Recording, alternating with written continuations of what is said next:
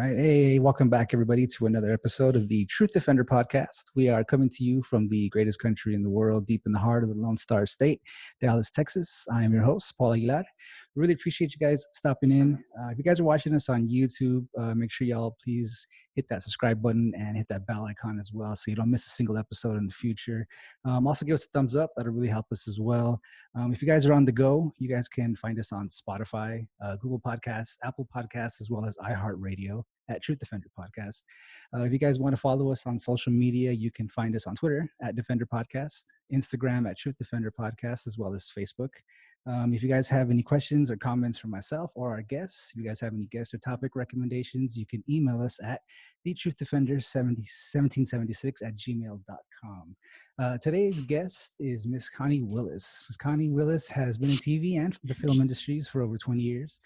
Connie enjoys discussing topics of the bizarre and unexplained. She is currently the host of Blue Rock Talk TV, where she investigates Earth's creepiest hotspots, and a weekend fill-in host for the national radio show Coast to Coast AM.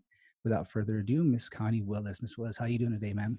Hey, wow, you said that so nice, so professional. You got it all down. You did it right. A lot of people mess it up. They like Blue Rock Talks. You know, they say they get that wrong and then they get everything else wrong. So good job. Yay. Thank you. Thank you. I really appreciate you coming on. So I guess we had originally tried to schedule this like months ago. I spoke with Tony and Ingrid Durant. I understand they're friends of yours as well. So I had them on early on in the podcast, and they kind of threw your name out there and asked if I wanted to have you on the show. And obviously I said yes, because I have actually heard you many times on Coast to Coast. I love that show since years ago, since Art Bell was there. So I really, really, really appreciate you coming on today. Oh, well, thank you and thank them. And it's an honor to be on Coast to Coast. I love it. This is like my 7th year, being on once or twice a month or 3. You never know when I'm going to be on, but I do my best to get on there as much as possible. And now with COVID, it kind of slows down a little bit. Right. Speaking of COVID, excuse me. Yeah, little COVID cough there. Isn't that terrible? I'll say that. I'll cough and then I'll COVID. That's terrible. Do you ever watch Family Guy? Are you a Family Guy man? Do you like that show? When it first started, not so much lately. Yeah. Oh, well, you know the scenes when he would go Roadhouse. Mm-hmm. Yeah, that's when I go COVID, just like the Roadhouse thing. So you it's might kind of hear that. It's kind of rough. It's like we go out to the stores and stuff like that and start to sneeze and do the same thing out there. I'm like, oh no, COVID. And I start sneezing. Yes. And people immediately think that, right? And you're like, no, I'm fine. I just actually had to sneeze, or I actually just had to cough. That was it. I have a friend who, for some reason, he enjoys smoking, and he has like a smoker's cough, like real bad. Oh. So he gets looks all the time, and when he's outside and stuff like that. So it's pretty. Oh, that's funny. It's funny, but yeah, but it's not. I get it for sure. But speaking of Dallas, by the way, I'm a Cowboys fan since a long time ago. So yay, go boys! We lost, America's team, God's team. Yep. We'll be back on this weekend. Okay. We had a rough time. We've had a rough time like the past 2 weeks or so, but we'll get it straightened out. That's right. It'll happen. Yeah, it's all good. Yeah, it's all good. So I guess I kind of wanted to start. I mean, for a lot of people, that actually follow you on Blue Rock Talk TV, they know exactly, all the stuff you guys go on that site. Because I see that you have like Bigfoot and ghosts and, all kinds of different things. Do you guys kind of, obviously you don't stick to just one topic, but did it start out kind of as just one thing, or how did that start? Well, first of all, when you get a chance, go look at it again, because they change it all the time, the front page, and just have fun with it. I put I've set it up to where I can add GIFs and stickers that are always moving. And so I just find that that's refreshing just for me alone to look at instead of seeing the same thing over and over again. So it's really fun because I find some really good GIFs out there. It's so cool when that happens and people go, man, your site is really cool. I'm like, well, sign up while you're there. So I started, I've always done radio and TV, and when the internet showed up and I could see that I could start doing this there, I was like, wow, I'm going to do my own show. Because as you get older, especially as a woman, it's harder to get television shows, and it gets boring as well to go to auditions over and over again. Right. That it just does, and I did a lot of sports, so they always usually want somebody younger. Not that it's that big of an issue, but I also just wanted to do my own thing. I didn't want to have to go to an audition. I didn't want to have to do that kind of thing. And I was kind of done with radio at the time because it was all music radio that I had done at that point. And even though I did a lot of television work where I'd anchor or feature, or, be the person doing hosting and talking, I hadn't done talk radio. And when Coast to Coast came about, that was excellent, So I knew that if I ever got back into radio again, it was going to have to be talk. And, you can't do better than Coast when your passion is this kind of stuff. So at one point I started learning what to do. And I originally went on YouTube and it was under Blue Rock Talk. I had all these list of names and I went and got all the .coms and all that kind of stuff, and which is cost you a fortune at one point. Yeah. You decide, what did I do? Why did I buy all those things? But I picked Blue Rock Talk because Blue Rock is the earth, and I thought that's cool because I like blue. Went to Kentucky, UK, which is blue, and Dow's blue. So anyway, it all works with blue and Blue Rock, and then I'm talking, and so. And it worked with the cadence. When you've been doing this kind of work forever, you start, you realize the marketing of what you've done in the past. And I've always been with companies, so they did all the work, whether it was Speed Vision, Speed, or ESPN or whoever it was that I was working with. They did all the marketing. But when you pull it together, and I was like, okay, Coast to Coast with George Norrie, Blue Rock Talk with Connie Willis. It worked, it was like the same cadence, everything, So I started trying to work the marketing out like that. And at one point, I was doing all the different things with, on YouTube and realized I had to pull in way too many people before it allows you to do some of the things you want to do and to make the money, because people think, there's a lot of people that do this as a hobby. They come in and do this as a hobby. But once you realize, like me, it was very serious. But like, you're doing this, you sound very serious. You don't sound like this is going to be this hobby that I might do or might not do. You sound very serious about it. That's great. But at one point you're going to start finding out, oh man, to do this, I need a new mic. I need this program. I need that program. I've got to get I got to make promos. It just adds up like crazy, and you have to keep things going and upgrading because everything else upgrades daily, and they don't always match up and connect. And it's a constant nightmare. It is still the Wild West. And so anyway, I was doing something called Crypto Connie at one point and had an actual sponsor. So that was cool for a while. Then boom, that went away. And when that went away, poor guy had a heart attack and was in a coma. I mean, but he lived, so that's great. Right. But I had to reinvent myself. So I was like, okay, Blue Rock Talk, let's see. Okay, I know what I want to do. And I had two shows, one Far Out Thursday, aliens, remote viewing, all sorts of stuff, and Bigfoot Friday, Bigfoot. Those things were very successful. Everybody liked those. They knew right away what they were. So I was like, okay, got to bring my classics into this membership site. Right. And then because a membership site will pay for itself. I don't have to wait till I get 100,000 subscribers like you have to on YouTube before you can start really maybe making some sort of income or doing some of the things they allow you to do at 100,000. Right. It's just, it's a lot of work to get to 100,000, and you don't realize that. I came from national shows where millions of households would see us, and then all of a sudden I'm like, I'm pulling teeth to try to get people on, and I'm even on Coast, and so but then I thought of what I wanted to do, and I thought, I want to do this for the rest of my life.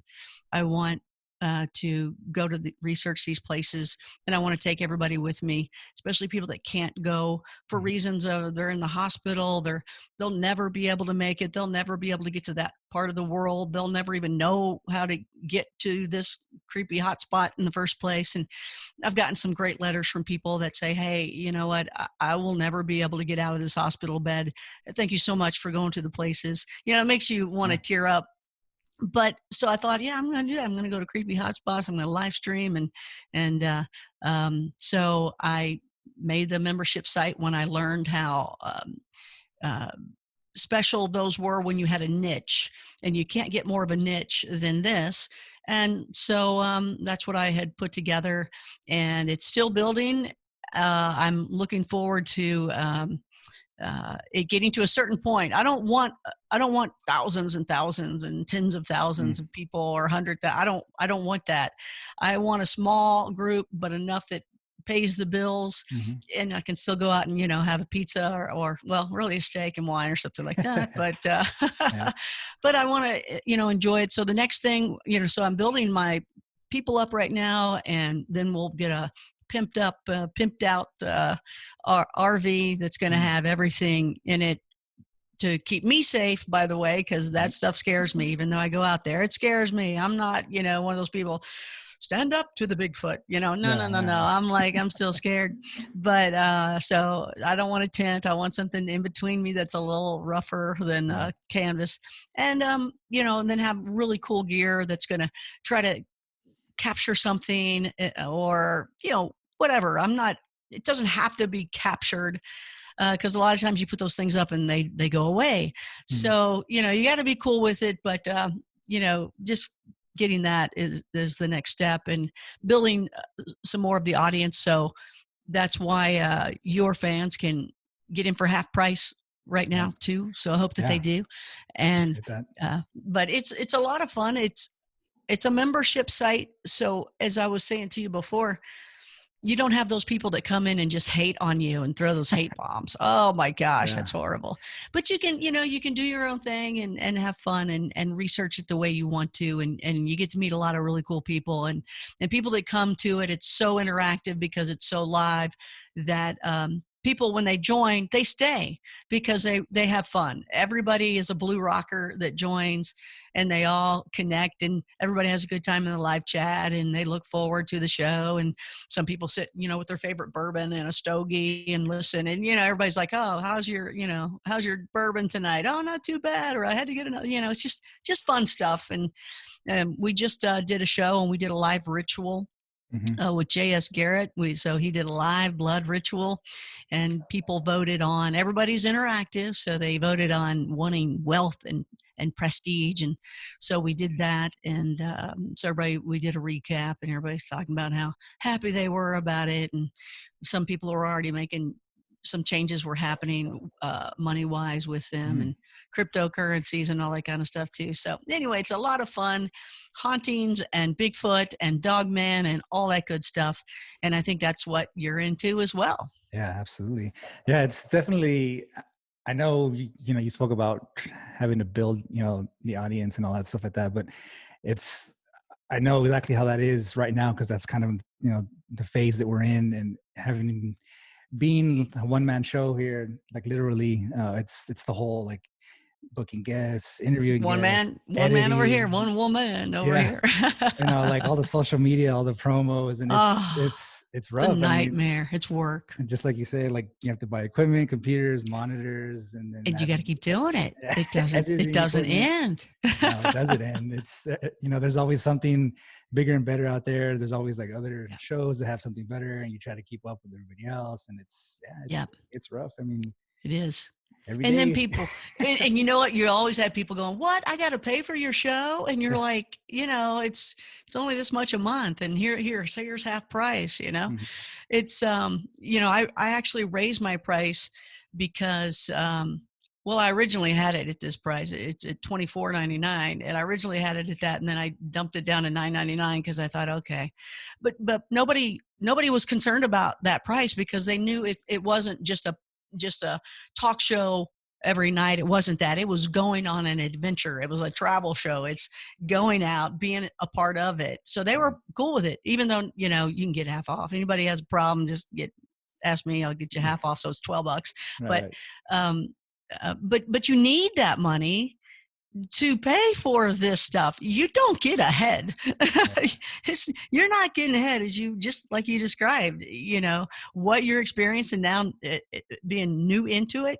Right. It doesn't change years later. I It's know. the same You're thing. constantly catching up to everybody else. Yeah, Yeah. it's rough. Oh, it is. Well, then COVID happens, and then everybody in Hollywood and their mother wants to do it. So Mhm. now, they said it was between 5 and 10 years that they took a flying leap into the live streaming world. And I was so excited that I was ahead of the game, and I knew I was, right? I Right. knew I'm ahead of the game. It's going to be great. I'm going to get my people quick. And then COVID, everybody's on live stream. And, you can't compete with these huge celebrities when they do it. Right. Ugh. Yeah, they have the money and they have the studios and guests. It's not as it's. Yeah. I mean, definitely, it's if you're not known already, it's hard to pull guests. I know it's hard to pull guests. Oh. How many you got? How many you got?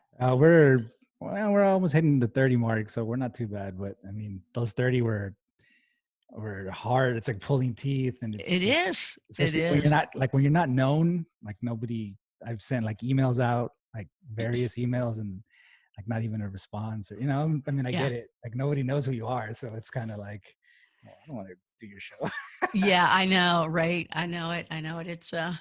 It's hard. And when you bring on people to be interviewed as well, it's a collaboration. It's like, okay, look, I'm going to promote you. Right. So don't forget to promote me. Okay. Mm-hmm. And a lot of times they do, especially if I bring people on Coast. They're so excited about being on Coast. And I get it. I'm excited about being on Coast. Mm-hmm. But they always got to remind them, hey, please don't forget to promote me too. And yeah, that one's a hard one because they're so stoked about being on. I'm like, Yeah. hey, you forgot to mention you're going to be on with Connie of Blue Rock Talk. Yeah. So, No, yeah, it's definitely I would say the pinnacle. It's like the very top of where everybody wants to be, yeah, and it in their is. fields. And once they're on there, you feel like, like that's it. I made Yeah, it. that's true. It's very true. You're exactly right. And it's funny because people will go, "Oh my gosh, Connie, thanks so much. My book is a bestseller today." And you're like, did you collaborate? Like did you also add my name? Can I be Yeah. in the forward of your next book? Sure. Yeah, Help I me out mean, here, you gotta take a little, yeah. You gotta help each other out there. I mean, yeah, it's only Absolutely. fair, you're giving them the time and the Yeah. platform, stuff like that. And, just throw a Yeah. little crumb this way or something. That's right. Years ago in radio and TV and anything, especially radio and TV, you compete with the other stations, right? And you do. You just compete with the other shows and the other stations, but not now. Now you collaborate. And you just gotta sometimes like collaborate. Come on. Come Yeah. on. Smack collaborate. Help me out here. Yeah. Yeah, It's rough. yeah. It No, I is. know. But no, so I guess we'll go ahead and pivot here a little bit. So you mentioned you guys are on the road, you try to get out as much as you can. Yeah. I mean, can you talk about, different countries maybe, or like areas that you guys actually go out to or have been to? Yeah. So, my vision of this, is a phase one of doing it across the United States, of going on the road and getting the creepy hotspots. Because of working on one membership site, the link was broke for a year. And you don't know the links are broke when you are cached in with your link. So you don't notice that it's broke. And everybody else that's a member already, they're cached, where it's already like, in your computer where you just hit it and it goes. So Right. nobody notices that it's broke. Right. And then you go to the company and they say, oh, it's fine because they're hitting some other link that you didn't realize you did have or didn't have. And so anyway, so we're a little behind on my timing, but and the RV is the main thing, working toward getting that all pimped out, beautiful, wonderful, the Scooby-Doo machine. Right. But the phase one is basically the United States and going across there, and then going outside to Canada, Mexico, wherever we think maybe to go. The thing is, as I do this more and more, I don't even know, that'll be fun and everything, especially when the finances are there to do it and not have a problem Right. getting to these places, because at that point too, you got to get a lot of equipment to go. when you stay 3 to 5 nights out at these, creepy places, right? Right.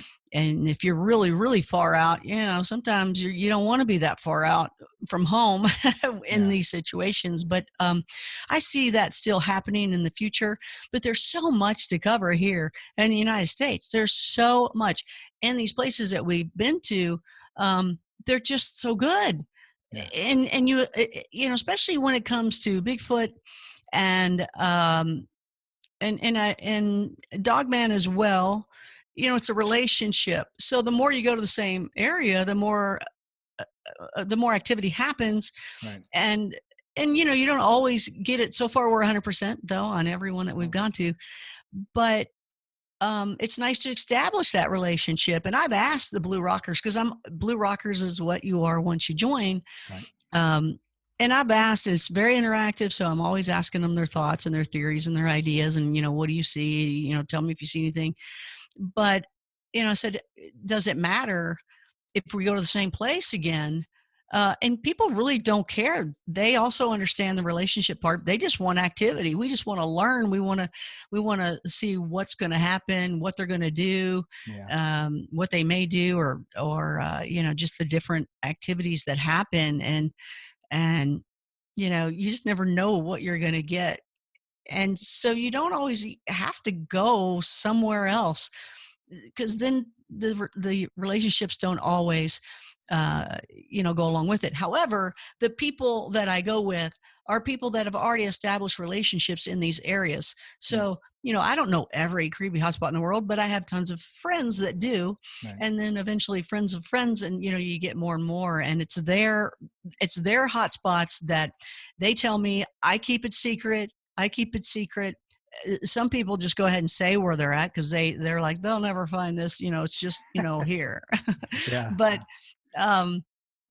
I think it's smart to keep it secret, and I will definitely keep it secret for you, because I want to go back, right? This is all really derived from me wanting to research, me wanting to do this and say, hey, let me marry my TV radio career into this and into a membership site where I can charge, so that, I don't need 1 billion people, just enough to keep it covered, and we're all in it together and having a good time. And I want more of a quaint community than too much that I can't keep track of everybody and be able to talk to them, because part of it is that we all communicate even off the air. People are writing and asking about things, so it's I thought it might be less work, but it's a lot more almost, because it's your lifestyle. Yeah. But I'm not even worried about going to the other countries yet. There's so much here. Yeah. It's definitely different kinds of different areas.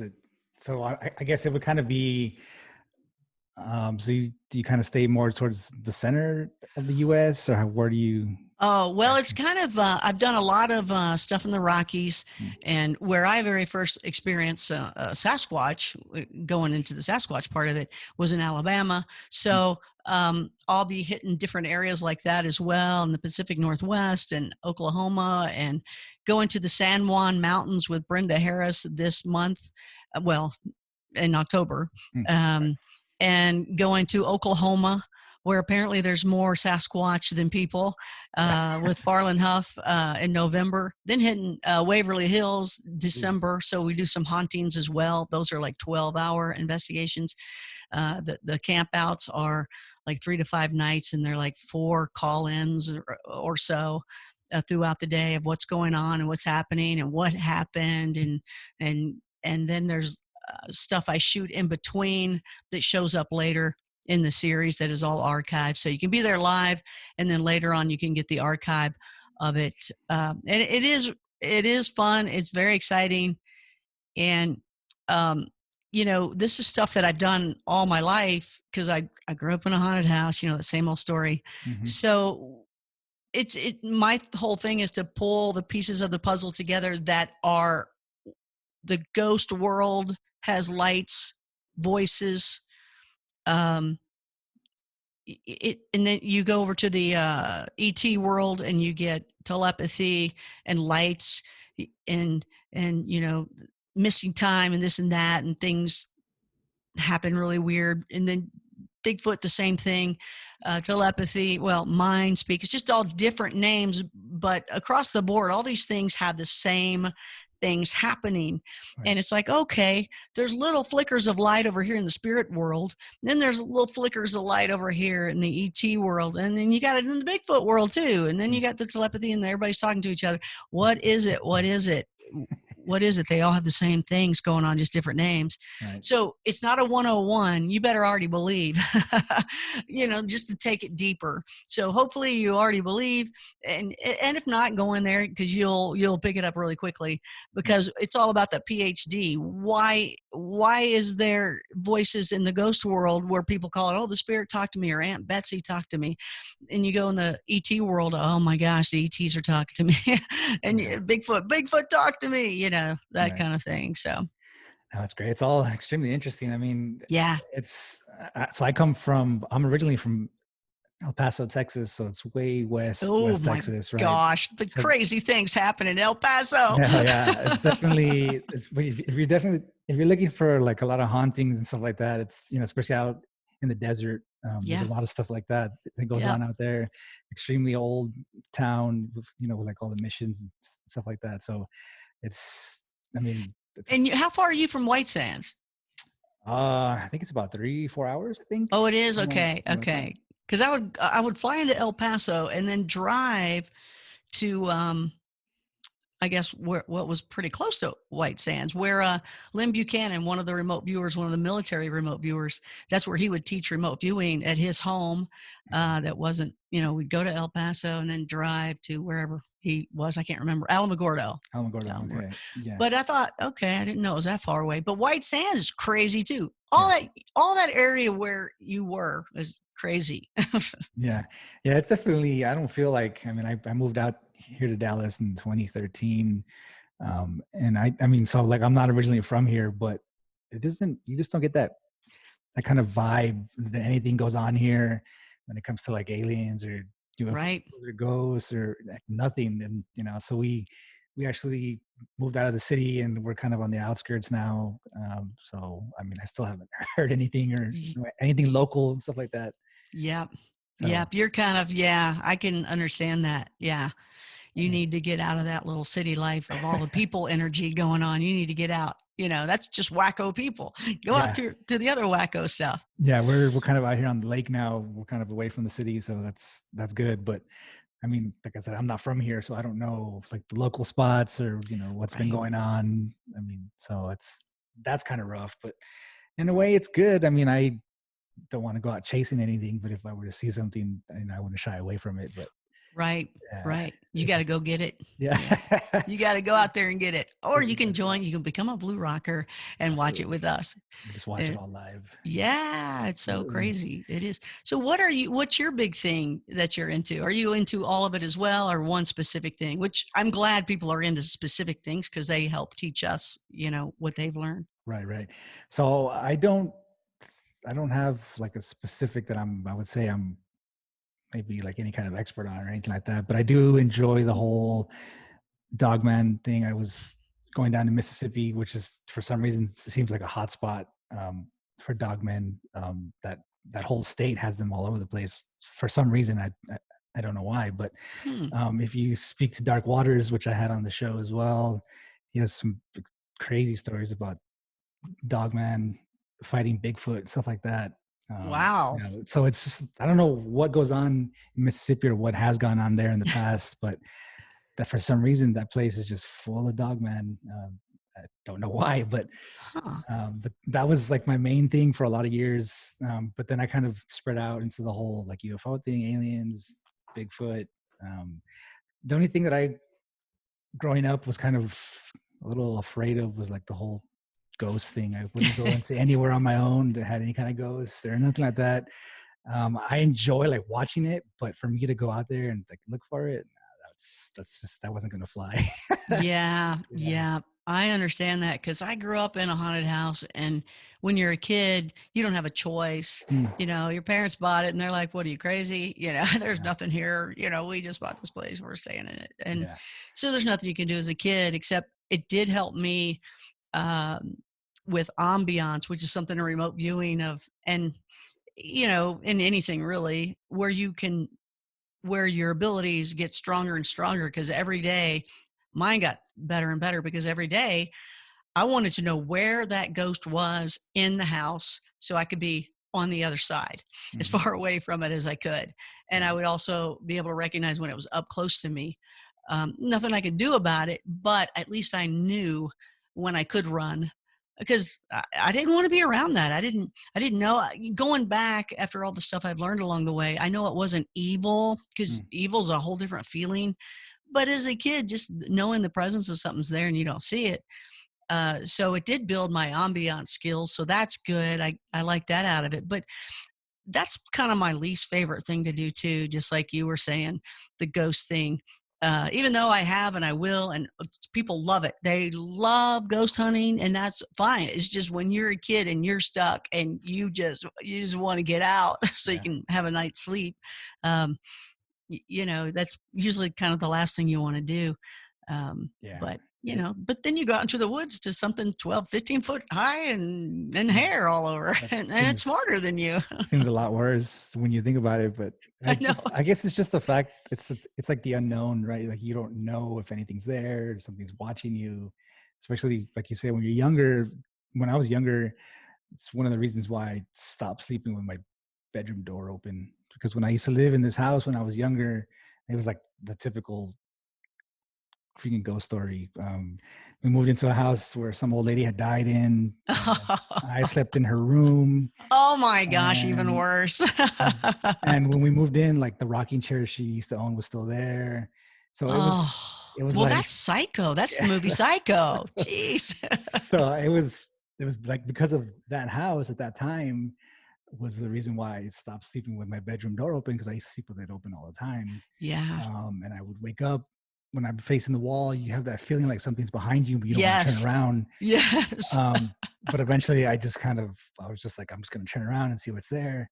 And I shouldn't have done that. What'd you see? So I was looking out the door. So, eventually when you've been in the dark for so long, your eyes adjust. So you can see. But when I turned around and I looked at the doorway, I just saw like a shadow mass standing at the door. And it was just standing there, and it stood there for like minutes. It seemed like forever.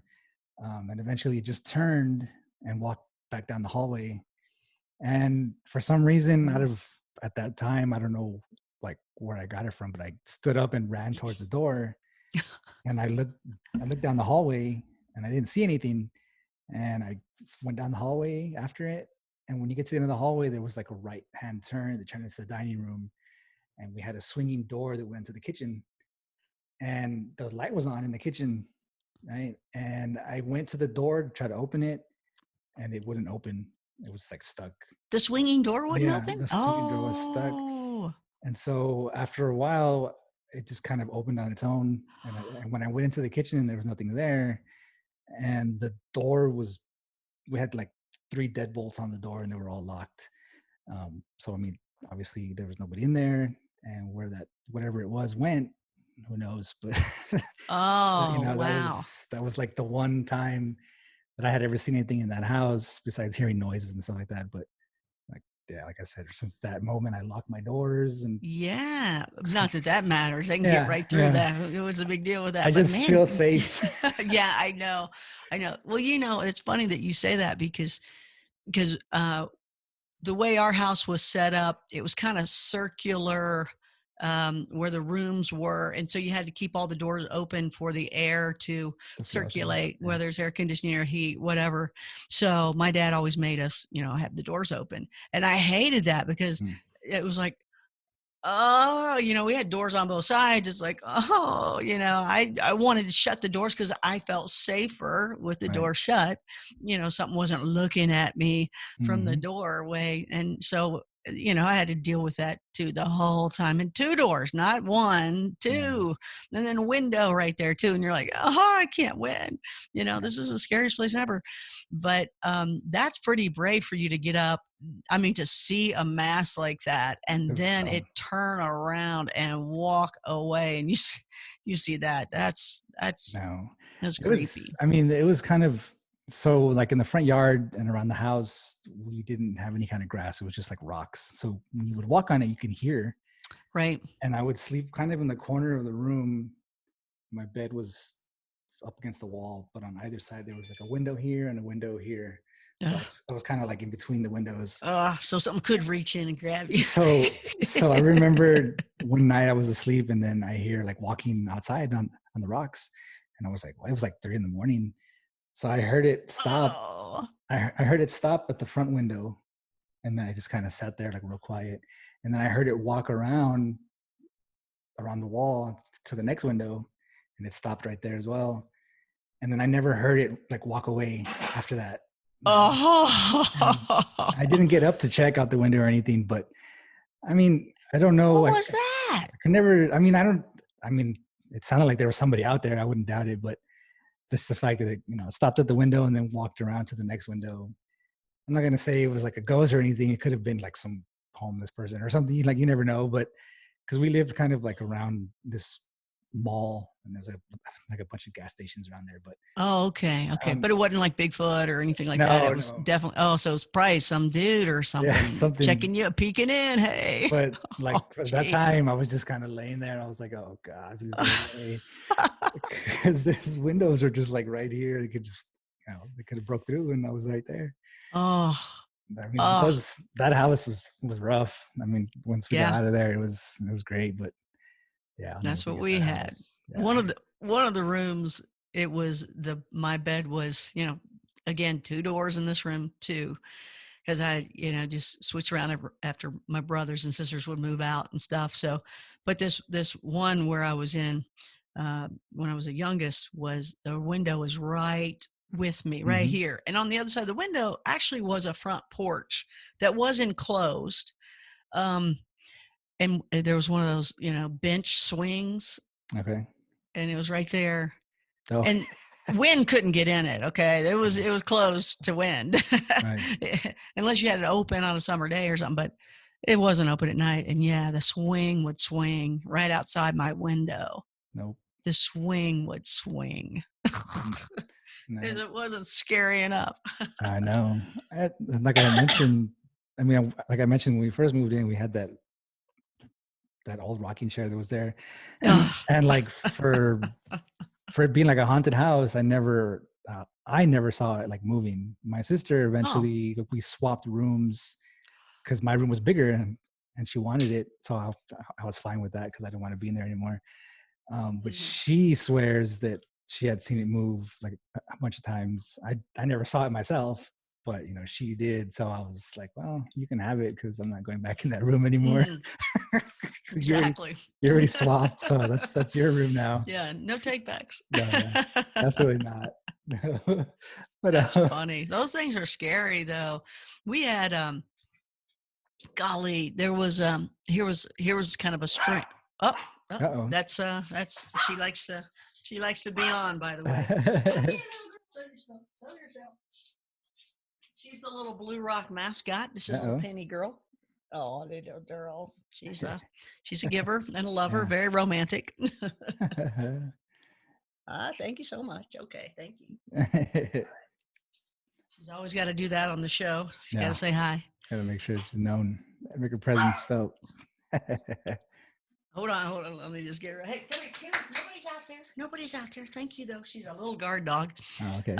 But anyway, I'll get off the ghost stuff because I think you are, wanted to hear some dogman stuff. Yeah, absolutely.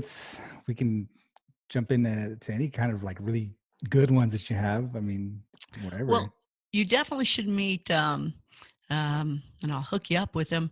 He'll love doing a show. He's great. Parker Duvall is one of my dogman people, and golly, I've got a lot of people. Of course, I'm trying to think who the other one was that saw stuff a lot too. Oh, Arla Colette also has a thing going with them. A lot of people do. Once you meet one, you meet another and another and another, right? Right. And some people go from one to the other. I believe. Well, I think. It's somebody had said there's a guy named Dennis Fowl I don't know if you know Dennis or not, but he was the guy that was probably the first and maybe the only guy that was ever paid to research Bigfoot. And he did it. It was in Kentucky, where I'm from, and some people called it the pancake house. But a lady had a situation where she would always feed pancakes to a family of them, I guess. And so it was known as the pancake house. But then a guy named Erickson had given some money for people because it happened so often that they'd show up, that he gave money for some people to research it for quite a while. And Dennis was the guy that was there for the most part. And I guess some other people kind of came in once in a while or something like that. But I've actually got, Dennis is a friend. He's a great guy. He did my my first creepy hotspot together. And also he gave me some video exclusive to Blue Rock Talk. So if you do sign up for it, you'll see some of his stuff that he gave me that's on the show. And it's great video of these things going by, and some funky ones too.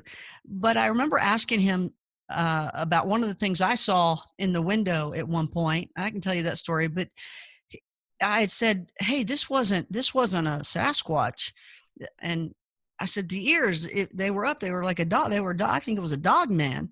Right. And he said, "Well, you just don't know. Maybe Sasquatches have different ears. Maybe it's still a Sasquatch, but it just has different ears." Right. So that was interesting to hear, because they're found very much just like a Bigfoot is. You know, they're out in the woods. They're, kind of the same setup where people run into them. So maybe he's right. Maybe they do, but they definitely look like dogs because of the ears. But this one guy, so he had said that, and he's kind of like, I don't know, he's kind of like the go-to guy. Everybody loves Dennis. Right. He's very skeptical about everything. So he's right. Maybe that was the case. But Parker Duvall, I was out with him before in Kentucky, and he took me to an area. And as soon as we started going into that area, we heard, knocks and whoops and noises, and I couldn't believe it. We had just walked into it. I mean, and it was right off the side of the interstate. These parks and national forests are full of these beings. Right. People have no idea when they go on these hikes with their family. Oh, let's go out for a little Sunday hike, the little, national park next door to us, on Sunday. They're full of these things. They're out there. It's amazing. I can't believe it. That's something I got into later, the Sasquatch. That was like the latest thing, which is now like, a long time. But I never even thought about the Bigfoot ever. Never thought about Sasquatch.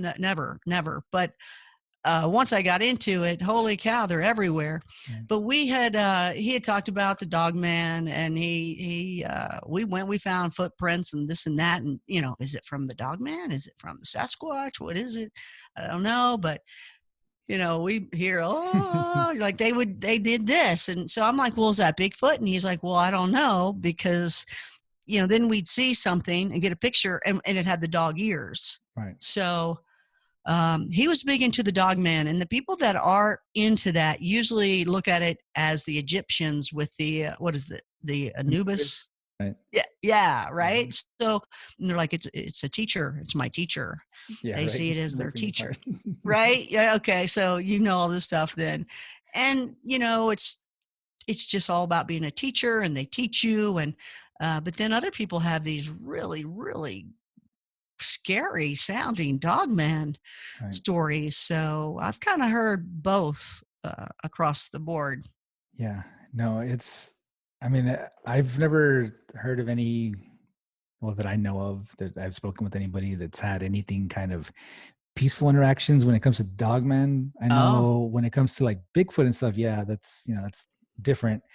There seems to be, I guess, different kinds where some just want to like see what you're up to, or like, they want to interact, and then others don't. But when it comes to dogman, me personally, I've never heard of anything where they just kind of want to get to know you, or stuff like that. It's always been like they've been chased, or stuff like that. So it's kind of weird. I mean, especially heard both. Yeah, it's I don't know. I've spoken to people that say that dogman and Bigfoot are out in Texas. I wouldn't doubt it somewhere out there, like in the woods, maybe Oh up, yeah, up no towards the doubt. Panhandle. But it just doesn't seem, especially growing up here, I just never heard anything about like Sasquatch or dogman or anything like that around here, which is weird. Yeah, I grew up in Kentucky, and I knew nothing about them. You know, you live in the ghost house. Hmm. I went from there to I guess UFOs, and then to the alien thing, and the remote viewing, and it wasn't until I was doing some documentary work for this um, internet site that was starting a long time ago, when everything was just kind of building up on there, when people were just figuring out what to do with them. And I was working with the guy, one of the writers of Poltergeist, Hmm. that, the Poltergeist movie. Right. And that was cool. So I was bringing in these documentaries for him and helping him get them, because I knew the people out in that world of documentaries and this kind of stuff. And so somebody had sent in a Bigfoot documentary. And so that's when I was like, oh, okay. And so they had invited me out, and that's how I had done it. I mean, I'd never thought about it. And then that first night I had an experience, and I was like, oh my gosh, they're real. I remember calling people going, they're real, calling these Hollywood guys, they're real. Oh, come on. How do you know? No, they're real. No, that was a bear. No, it wasn't a bear. It was real. Yeah. First night. And they're like, come on, people will go for decades and they never see these. Well, they like you or they don't. They come up to you if you're in the area of them. Right. If you've already, somebody else has already done the research, right? And you're in the right area, well, and they're there, well, then it comes down to if they like you or not to come up to you. Yeah. I totally believe that. Totally. Yeah. Dude, now, have you been around one? I've never spent time like on Dude, my own, like, just going out there and looking for them. Don't go alone. No. But I've never spent any kind of time like that, to where, I mean, when I was younger, I used to go camping and stuff like that. But like recently, I'd say over like the age of 18, I've never gone out into the woods for like any kind of reason. I mean, like we go hunting and stuff like that, but like not to just go like looking for Bigfoot and stuff like that. But no, like I can never say that I've felt like I was around anything out there. Unfortunately, I mean, that would be cool to see one. But during my time out in the woods like that, I've never had any kind of feeling or heard noises or anything like that. It's just weird. Well, that's where too, growing up in Kentucky, where now that I've been awakened to the Sasquatch, well, that's where the Erickson Project was, the Pancake House, where if you look that up, you're going to see some amazing video footage and amazing work that was done there. And you'll go, oh my gosh, look at all that stuff. And then the Mammoth Caves and the cave system underneath Kentucky, there's a ton of activity of Sasquatch stuff. That's where the Dogman stuff was. It's all over, and wherever you go now, when you know what to look for, right, they're everywhere. And I think they know that you are looking for them. I don't have a doubt about that. And so at that point too, I think they may help to show themselves or allow you to know something. But if you're not looking and you know nothing about it, you're just going to think it's an animal, a squirrel, or this or that, or something else, or people did this, structure over here. And right, that noise that's following along is just a squirrel following us. Yeah. I mean, I'm aware that, they could be out there. I definitely know, like you said, the difference of like when you're being trailed or stuff like that. So, I mean, I've never which is weird, that during all the time that I spent out there, like I said, hunting stuff, I just never felt like there was anything like following us, which is good. But I mean, it's just weird, because I know a lot of people that they've been out there. I actually have a friend who's going to work for the Forest Service, and cool, stuff like that. He's going to be out there working like in the national parks and stuff. Lucky. I'll eventually have to sit down with him when he gets past the academy and he actually starts working out there to see what he sees or anything like that. But cool. So that'll be good. Yeah, those people, I was thinking about doing that myself. I thought, why don't I just do something like that just so I can be out there? Yeah.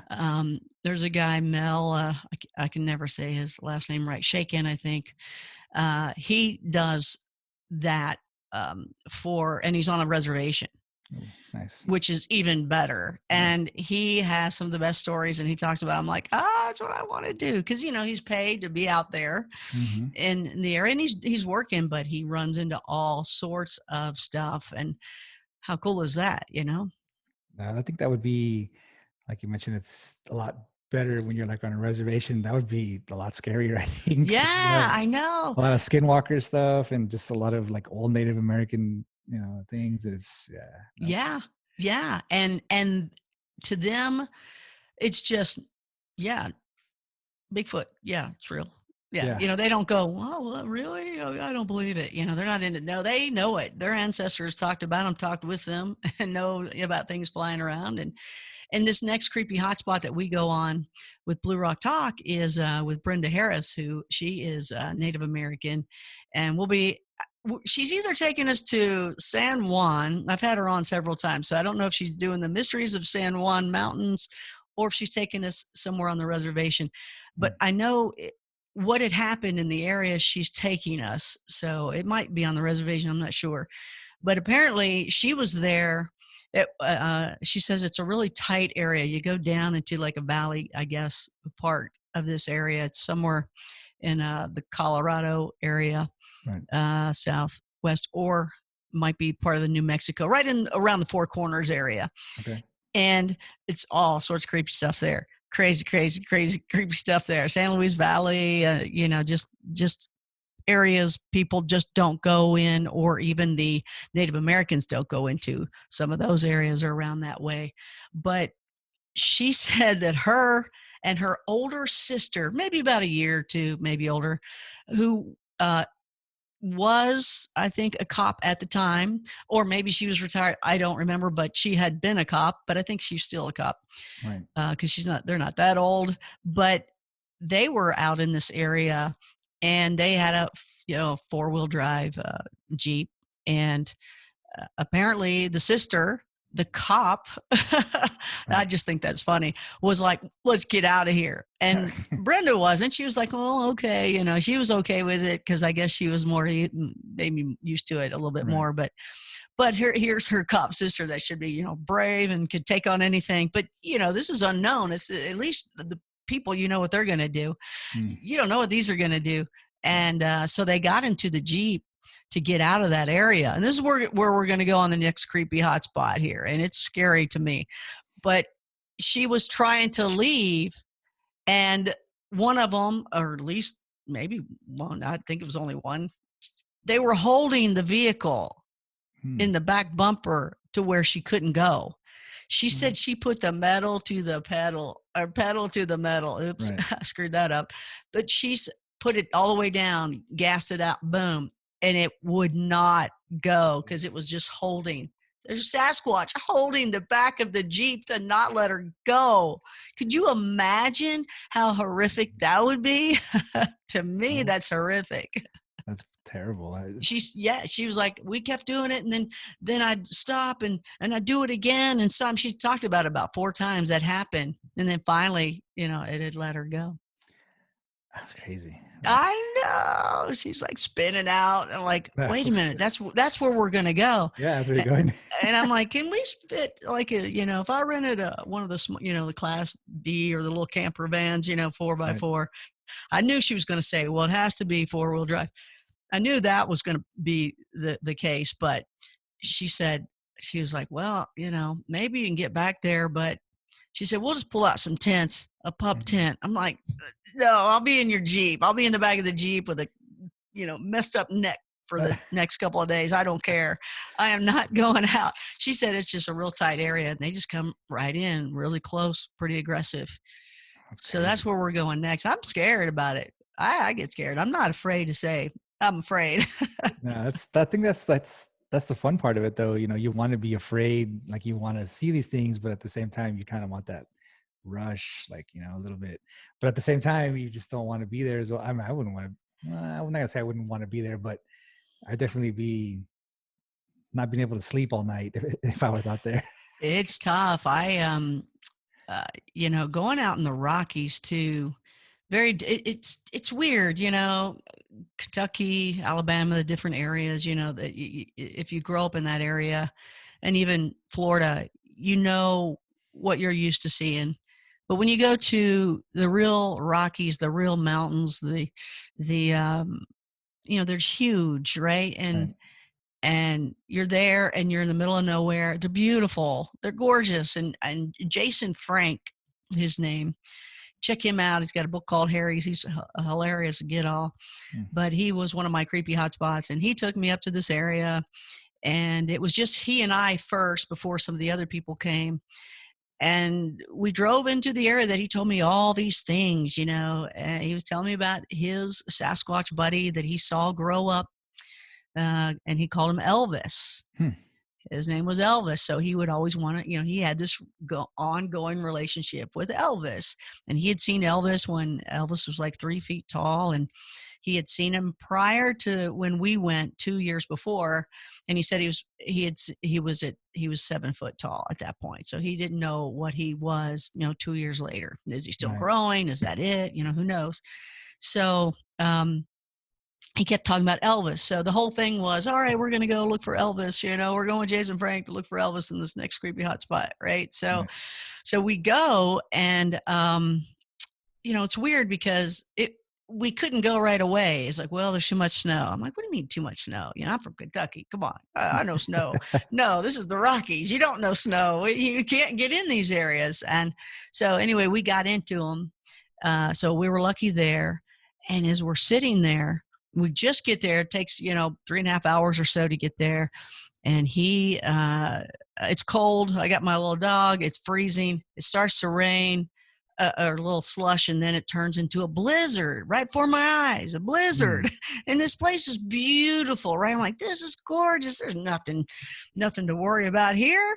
And he starts putting up his tent and everything. And the whole plan was for me to be in his vehicle. Okay. So I could have had a tent if I wanted, but no, I don't see what's around me. Why would I do that? I got windows and metal and glass. It's not a stupid piece of fabric between me and this thing you tell me that's everywhere, Yeah. So this blizzard happens, and Jason at the time, I just met him. It's funny how you meet people and you go do these things and people be like, what's wrong with you? That's where these movies come from and these TV documentaries come from of people that die and they're cut up all over, right? Yeah. Well, he's also getting wood for the fire, so he pulls out a chainsaw. I'm like, oh my gosh, what did I get myself into? And he's one of the greatest people in the world, but he goes, he looked like something out of one of these, Halloween movies or Friday the 13th or something at the time. And I'm just laughing about it too, going, man, this is funny, but what could it turn into? Yeah. Anyway, all this crazy stuff is going on, and it's all about seeing Elvis. And I saw more things that couple of days, and in fact, in one night, probably in less than 10 hours, and I think people ever even think to see. Because as I was there, and there's just too many things to tell people, go see the Jason Frank creepy hotspot. You'll like this. So it was the last night, and there was already, you could tell there was activity, there was action, there was noises and things like that. And if you're a remote viewer as well, or maybe not, you can tell when something looks at you inside, they remote view your head. They want to see what's going on. It's very much to me, it's an extraterrestrial thing. To me, it's more of an ET thing. And I had that happen, and it hurt. I've had people, the first time I ever felt that, by the way, was from somebody out of El Paso. And I knew who it was. I could tell the personality, and I could feel it. In some personalities, it feels kind of good, but they're in there looking in your mind. Now, I can't do that. And these people that can do it, I think they're hybrids, by the way. I do. It's another step, but that's what I think. They're amazing people. But this hurt. And there was somebody else there that felt the same thing at the same time. And they had went, ow, at the same time. I was like, ow. So she and I felt it. And she's known to have these abilities. And it hurt. And she was like, ow, something just looked at me. I said, yeah. And we really felt all of us felt that there was something kneeling down. It was dark at this point. The fire's going, and there's this real dark area, and this just kind of goes down to a hill.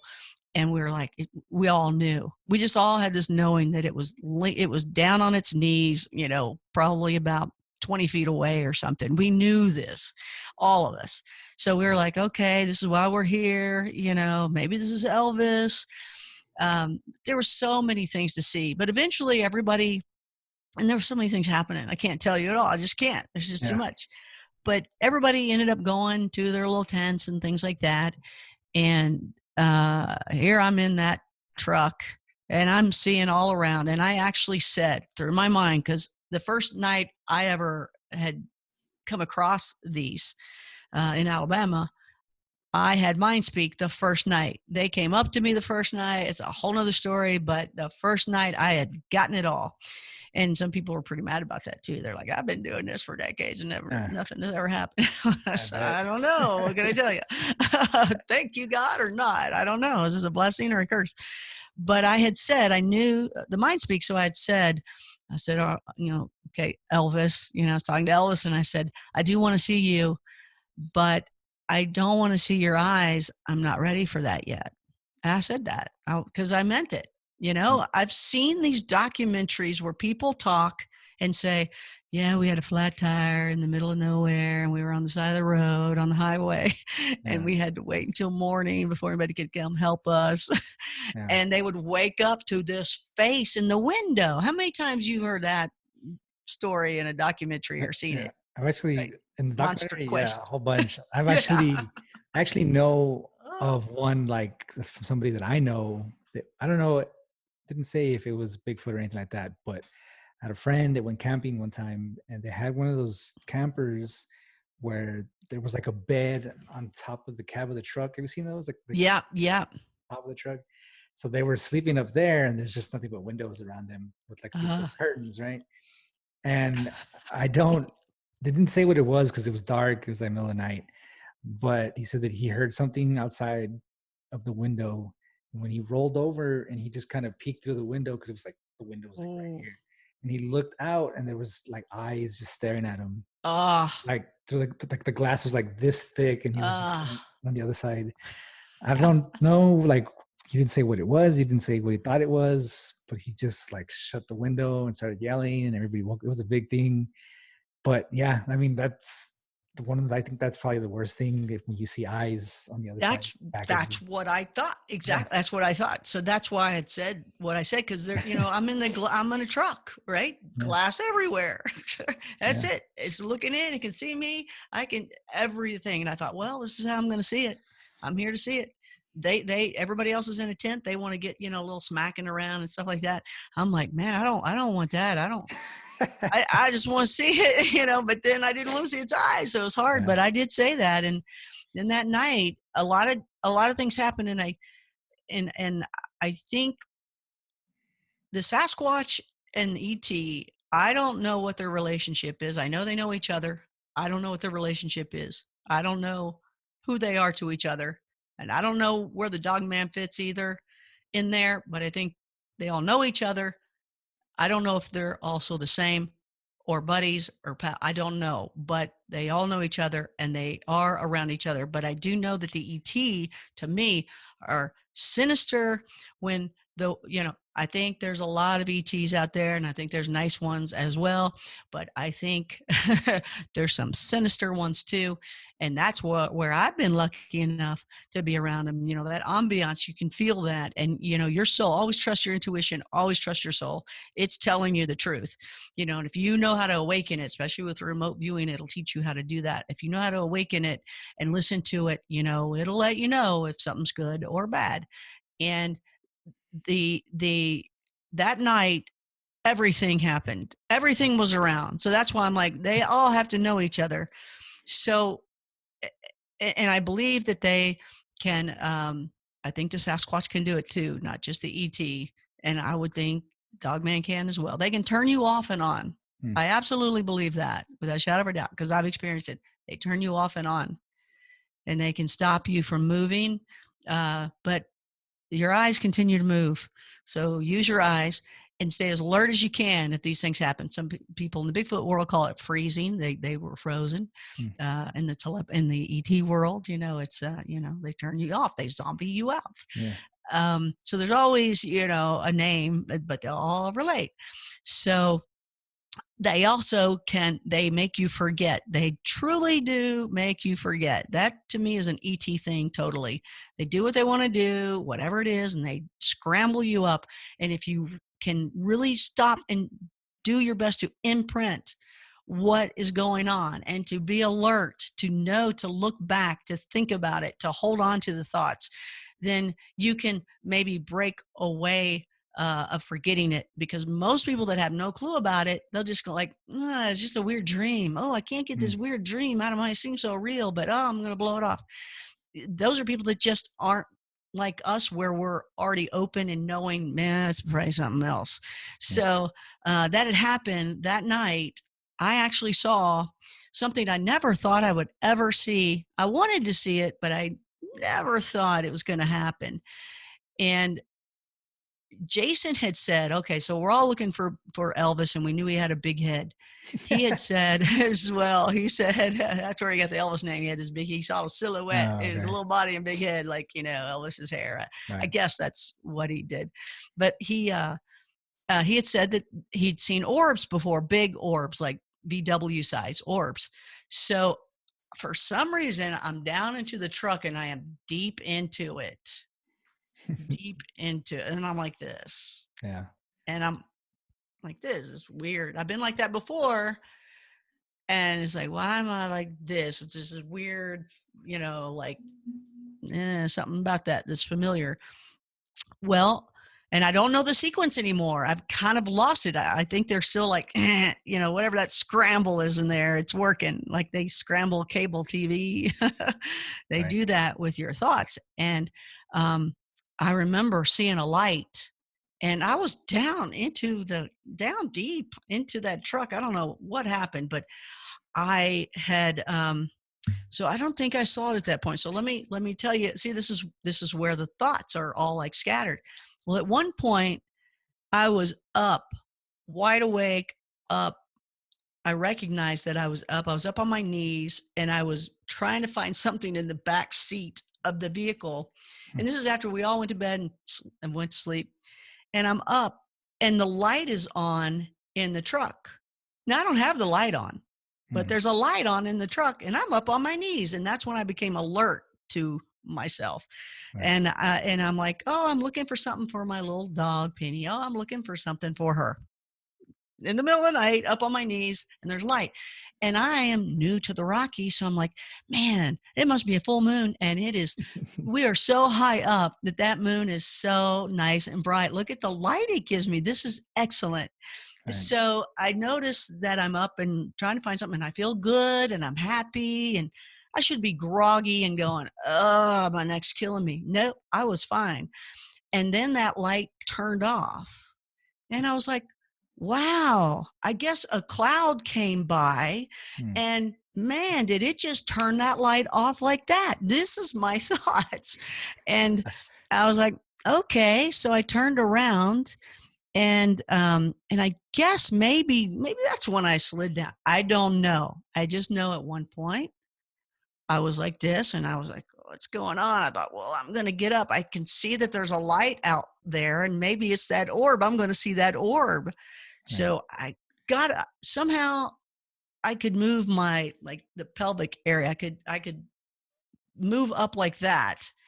And when I did, they're like maybe 30, 40 yards in front of me. And then up these, I believe they were spruce trees, 3 of them together.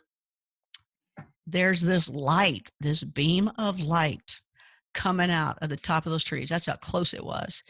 And I couldn't see where it was. I couldn't tell you what vehicle it was coming out of. Right. I couldn't tell you. It wasn't anything glowing. To me, I'm just putting 2 and 2 together, but I didn't see it. it was, to me, it was a small ship, Right. aircraft or of something. And, it was within the trees, and, spruce trees, they come out like this. So Mhm. I wouldn't have seen if it was a saucer or triangular or whatever, but whatever it wasn't huge, but it had the beam of light that I've always kind of hoped to see, but never thought I'd ever see that. Never heard anybody say that they saw a beam of light. Right. There was a freaking beam of light, just like Hollywood itself would do. And it was on Jason's tent and the guy he was with, and they had that deep canvas, and it was on them. And I was like, oh my gosh, it's a beam of light. Oh my God. And I'm like stuck, right? That's a beam of light. I can't believe it's a beam of light. I never thought I'd see that. And then it turned off just like that. And then the next thing I know, there was another tent with another couple in it, and it turned right back on, and it was right on their tent. It didn't have to move like a helicopter would take the spotlight and move over and adjust itself. It turned off on one, and then it went and turned on at the other one. It didn't have to adjust itself. It knew exactly where it wanted to turn on, and it was exactly where it wanted to be. And it stayed on that one for a long time. This was a couple, and I don't know how close they were. I don't know what might have been going on at the time or not, but it was on them for a long time. And they had a yellow nylon tent. That thing was glowing like you wouldn't believe. And the light was a bright blue, translucent, like beautiful color. Right. And you would think it was translucent, but you just got to wonder when it's on that long, if something's going up and down or something, or are they being carried up, or is something going on? Are they just looking? And whatever happened, they were there for a long time. And I mean, a long time. And I was just watching it going, I can't believe it. Hollywood nailed it. And then that thing would it turned off. And then it went over to this other tent that was to the other side of me, and just right on. It knew exactly where it wanted to go, and it was right on. Didn't move left or right. And I just remember thinking, oh, poor Mike, because he was by himself. It's like, oh, poor Mike, But that's what was on me at one point too. Yeah. I didn't see the actual light because I was looking down and the truck top was there, but it was lit up inside. And so I was in a beam of light, obviously had missing time of some sort, because why was I sitting up like that and going, oh, everything's great, I'm looking for something for my dog in the middle of the night, and thinking it's the moon, this and that. So anyway, I'm like this, right? And I feel like I need to look over at the window. I'm in the passenger seat, and I feel like I need to look over at the driver's. I don't know why. I'm just like, I just look over. Nope. And guess what I see? Yeah, I see a huge head. And it stopped here. Okay. This forehead was huge. I didn't see any eyes. Saw this head, tuffled hair. And I was like, and I remember thinking, I turned back around. I was like, did I see what I thought I saw? It was really hard to think. It was hard to move. Everything about it was not normal. And it was like cold out there, and I was fine. I wasn't cold or anything. I just know that I was kind of frozen, and it was not easy to do. But I had to look again, and I looked back, and I saw it again. I had to make sure I'm seeing this, and it's this huge head, huge head. And I'm in a truck, like one of those Tacoma 4x4. So it's really big. So the window's even bigger, right? Because these are big. It's not your typical car or anything. So I'm seeing this huge head, this tuffled hair, and pointed ears. Okay, pointed ears. So I'm even thinking, my little doggy's down below. You just, saw Penny, little tiny thing sleeping away. And, is it a reflection? How could it be a reflection? But okay, you're thinking everything. What is that? And I went back this way. I was like, oh my gosh, I think that's Elvis. This is what I'm thinking in my head. I think that's Elvis. I looked again. It was there again. And I was so afraid because I didn't want to see its eyes. And it was from here up. And I didn't want to see its eyes. And I was looking, and I said, okay, I see this head. I see the tuffle hair. I see the ears. They're pointed. And I don't see anything behind it. I'm trying in my own head. It was already trying to debunk, right? I'm like, okay, I don't see anything behind it. And I think it was 4 times that I'd done that and seen it. And I was just like, oh my gosh, I can't believe all the stuff that's happening. And then at one point I looked over and it was gone. I saw a car. There was a car parked next to it. I think it's always good to have the cars together because they like to go in between those, Right. to hide better. And I saw the car and I was like, oh my gosh, okay, I did see it. And I didn't have to see its eyes.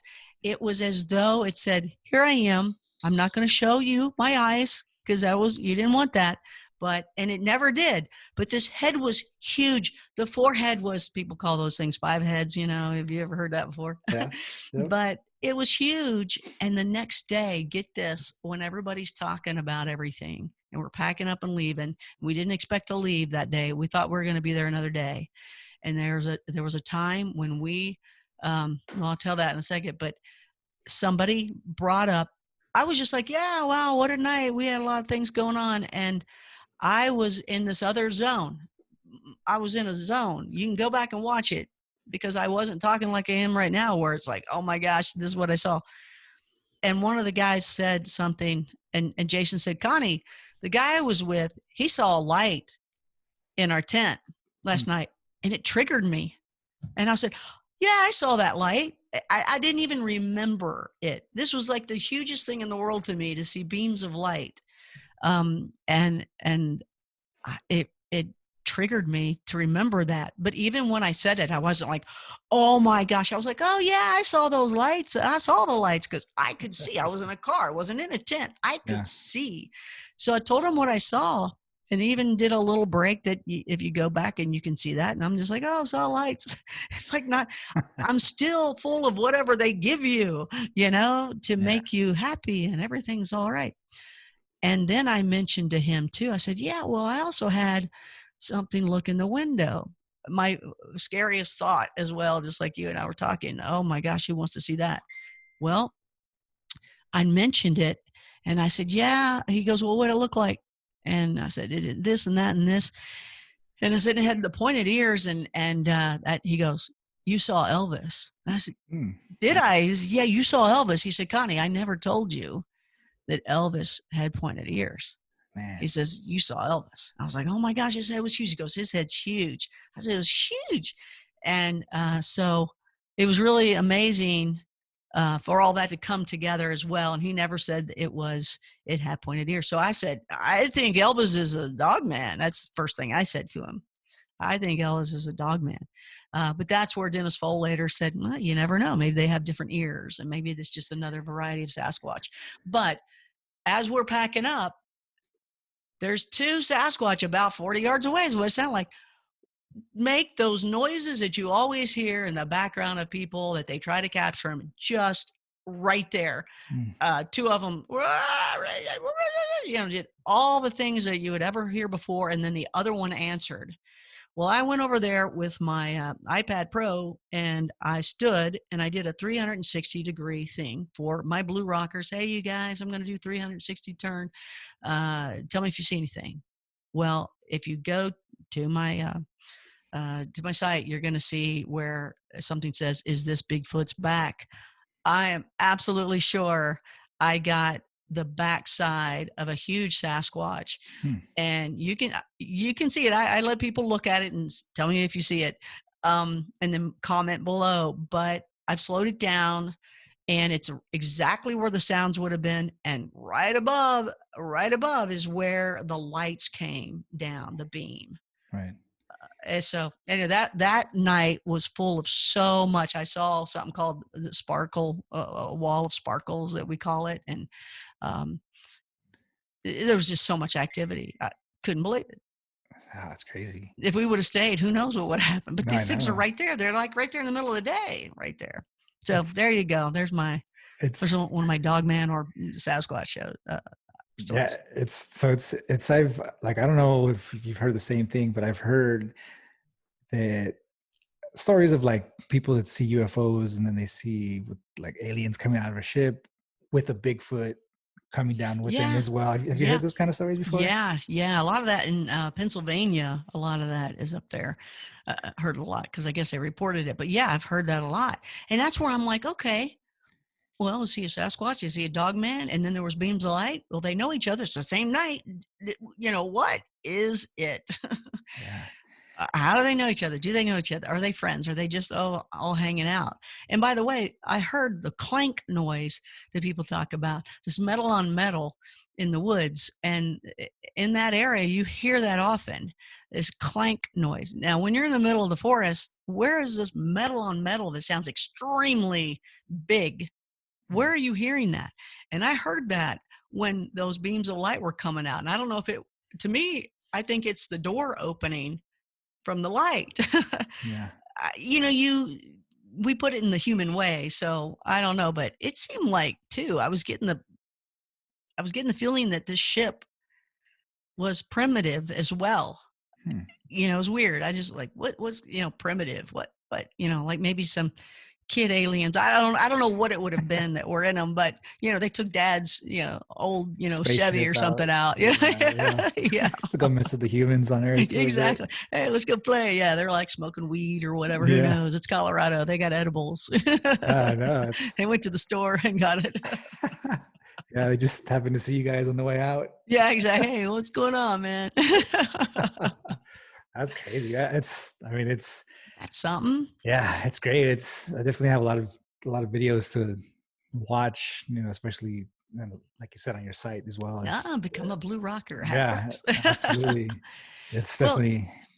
Well, the thing, Paul, is that when you see all that stuff and you think, wow, why was I able to see that? Why me? Why did it come over and look in the window for me? And the very first time I went out in Alabama, why did it come over to me and it talked to me and it said, hey, here I am, open, undo the tent. Again, it's another story, but it was saying undo the tent. And I was like, I'm not ready yet. And it was like, well, isn't this what you came for? I mean, it talked, it had feelings and a sense of humor. And I'm like, why? And other people, they say the same thing. Why, this is incredible. And they tell us that it's not real. It is real.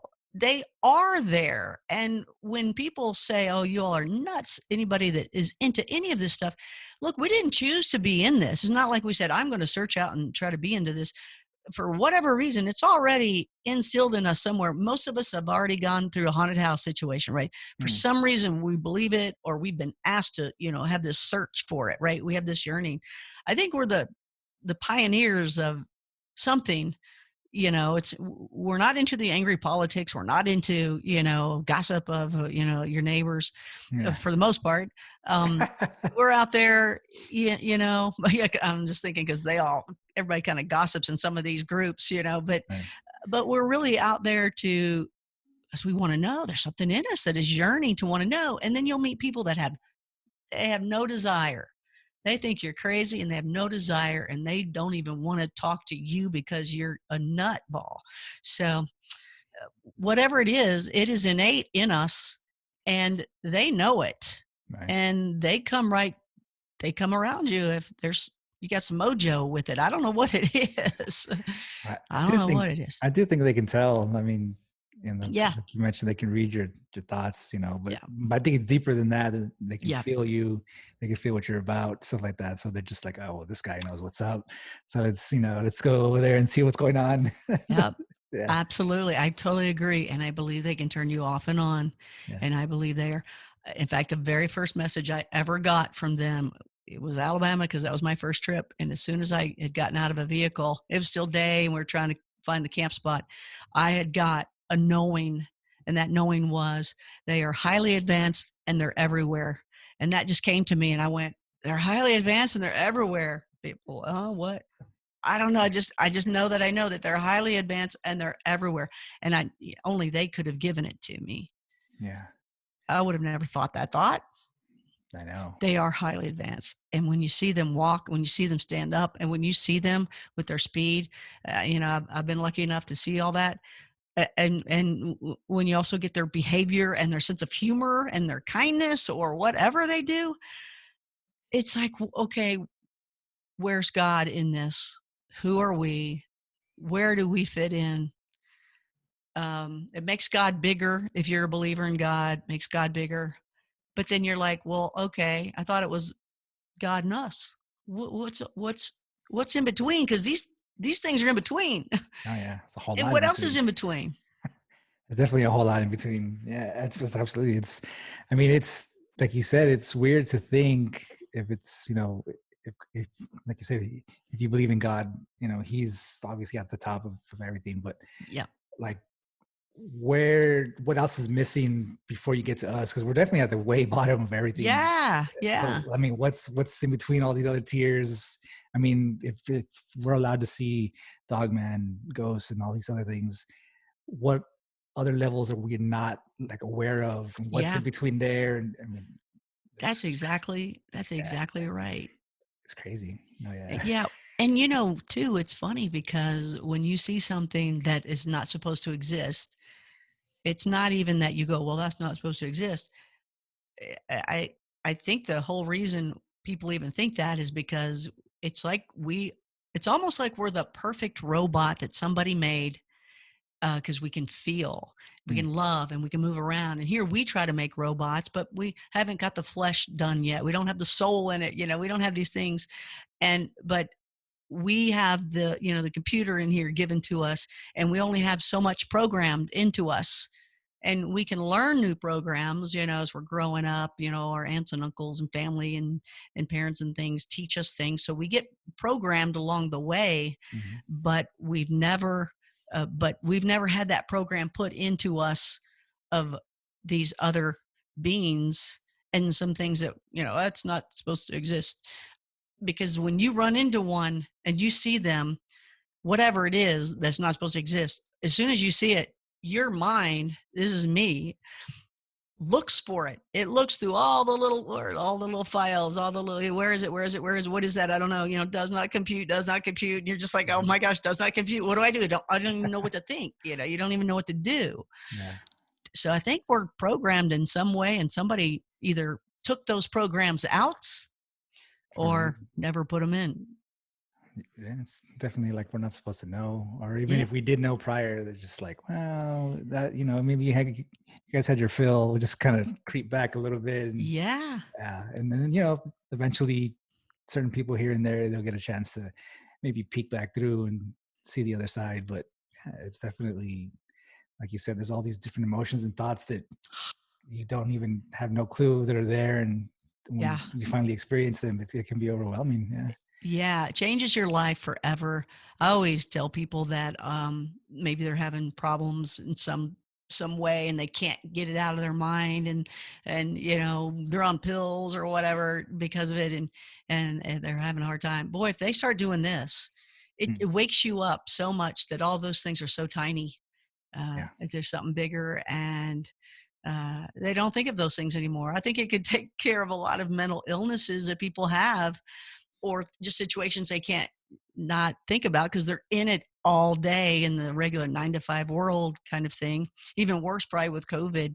Yeah. But if they go up there and they see these things, all of a sudden they realize how tiny we are. And that's kind of my biggest thing. Who are we as humans? Who are we to God? Who are we to the universe? Because we humans, I don't think we'd be angry and talking about all the different we're all human. It Yeah. doesn't matter what color, what size, what shape, whatever we want to, sleep with, whatever. Um, we're humans, and if you go do this type of research, you will look at it that way. You won't be fighting with somebody. You will be, oh my gosh, this is great that we're all different. I Right. love that we're all different, right? But I don't know this world. I don't know why they just fight about that. But we're also privy to the fact that there's more intelligent things here, and it's crazy to see when you see it because it just blows your mind. And the last thing you think of is somebody is a different color or just Yeah. that stuff. So it's so kindergarten once and I hope that sounds okay. I you don't know what's politically correct when you say that kind of stuff, but it's just, that's all just minuscule stuff. And I wish that we could overtake the world in enough way with education to say, y'all stop talking about this. We got some bigger things going on, and we need to find out, figure out who we are, because we got some other things happening here. What is it? Let's get away from this stupid stuff. Yeah, I definitely, I've been thinking about it for a while. I think this whole COVID thing was obviously bad for a lot of people. Obviously, like a lot of people lost their lives, things like that. That's horrible, right? But it's kind of served also, it's been kind of a blessing as well, and kind of like a warning to everybody to, let's not focus on what's going on like in your day-to-day lives. Get outside, go somewhere, go see a place, go into the woods, like you said, just like do something, right? Since everybody's been kind of locked down, this should be your time to go and actually go out and do those things. If you want to go out to the woods, you want to go do something, just get away from civilization for a while. Like, this has kind of been our moment to take a step back and rest and get rid of all those kinds of things. I agree. Thoughts. And like I said, it's been rough for a lot of people, but for other people, if you have the means and if you have the time, if you're not working, go outside and go do something outside. Yeah, I absolutely agree. Because I think some of these people are actually sick of their computers and phones, even because that's what they're on right the whole time. I think they're actually sick of that. So, which is good. And get out, like you said. I agree with you there. And there's a lot of people have gotten closer because of it. Mm-hmm. And that's good. Hey, hang out together more and work on the relationships. I think we're here for relationships. And then there's some people that, have gotten further apart because they can't get to each other. It's some horrible ways for some people to die where they're in the hospital and they can't say goodbye to people. That's like crazy. I mean, my gosh, this whole thing's nuts. But I do think there's something bigger to it. Because, everything's falling. I mean, just changing like that. I just think there's something bigger to it. I'm not sure what or why, but I don't know. I don't know what it is. I guess we'll find out in the future. Maybe not, but I think we should take advantage of it, just like you said, for sure. And I do think the only thing that is real is love. If you check out Dolores Cannon, she has since passed, but her daughter is still spreading the word of what she would teach. And one of her biggest things, I did get to talk to her at one point, and I had come down to a conclusion that the only thing real is love. It's love. It's only about love here. And she had confirmed that to me, which to me, she confirmed it to me. And she said, that's it. That's all we have that is real. Nothing else. Everything else is man-made. When you're angry or this or that, it's all created through a man-made type situation. Love is the only thing that is real. And when you're given it, hold on to it. Don't let it go. And I agree with that. And a lot of people say the Sasquatch have that. I don't think the ET do. I think that's one of the things they wish they had. I think they're missing that. But how lucky are we? And maybe that's what makes us special in the universe is those Earthlings over there. They're fighting and they're upset and they kill each other and they're mean to each other, and they don't understand that they have something that not everybody has. They have love. And of course, what's the opposite of the love? One of the yin yangs of it is hate and fighting. So you can't have one without the other, people will say. And that makes sense, because then if you don't have hate, how do you know what love is? That's one way to look at it, where people look at it and they gauge it. Okay, that makes sense. And we're on the wrong side of the love, No, don't look at the bad. Don't look at the good. Look at the good. Fall in love with that good and blow that out of proportion, not the bad out of proportion where you want to leave people or kill them or whatever. But I think that's something we have that's different, that they don't all have. I think that's what makes us special as humans.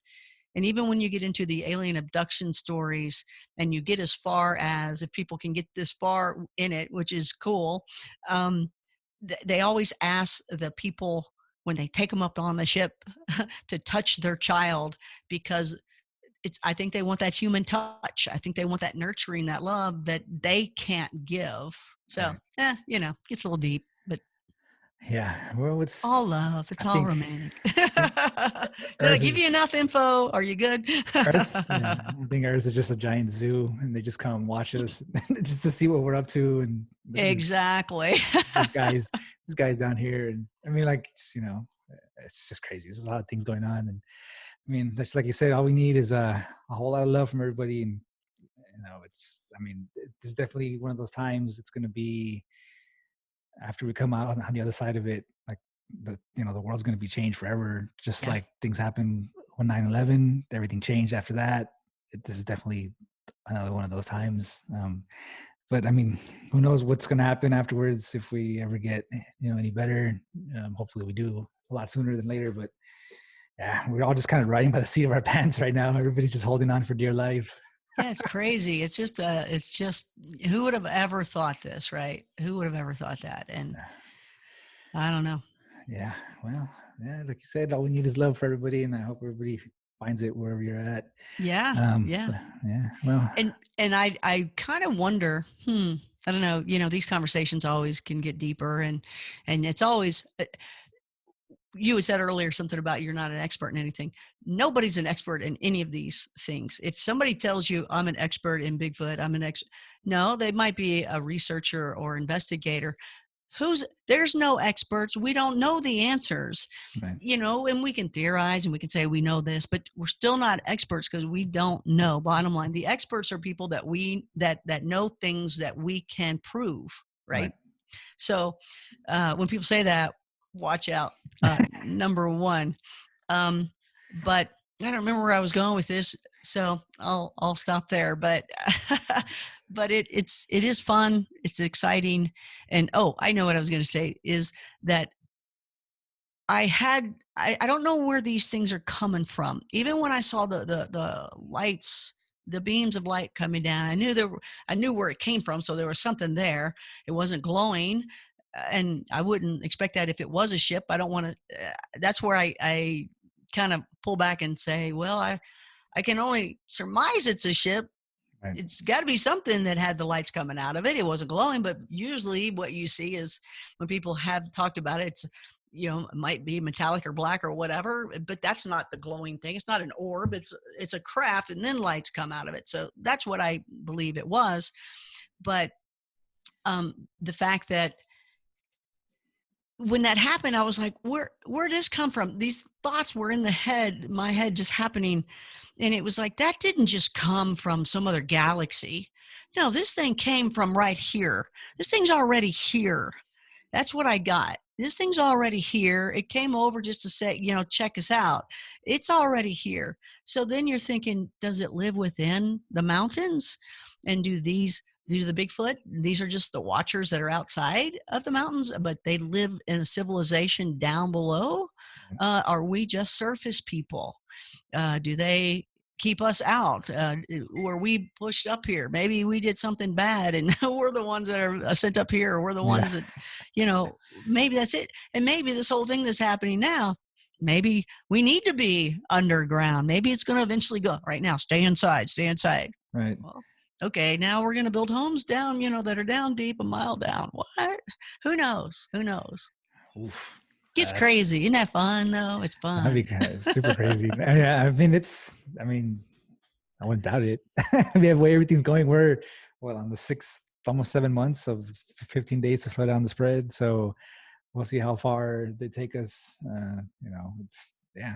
I mean, we definitely something's gonna have to radically change for us to pull out of this. I mean, I don't know what that's going to be or how that's going to come about, but for one thing, we can't continue to be stuck at home like every day. I mean, even here where I live, I mean, I don't see anybody outside with masks. Nobody really cares Mm, about the whole thing. But at the same time, we don't have the whole outbreak and stuff like that here, which is really surprising when I moved out this way. In Dallas, it wasn't too bad, but they still had a bunch of people. They even set up one of the convention centers downtown as like another hospital and stuff like that. But mm. it wasn't too bad. I mean, even here, nobody wears masks. I mean, it's whatever. You take your own health into your own hands. If you want to do it, that's fine. I don't care about making people wear masks.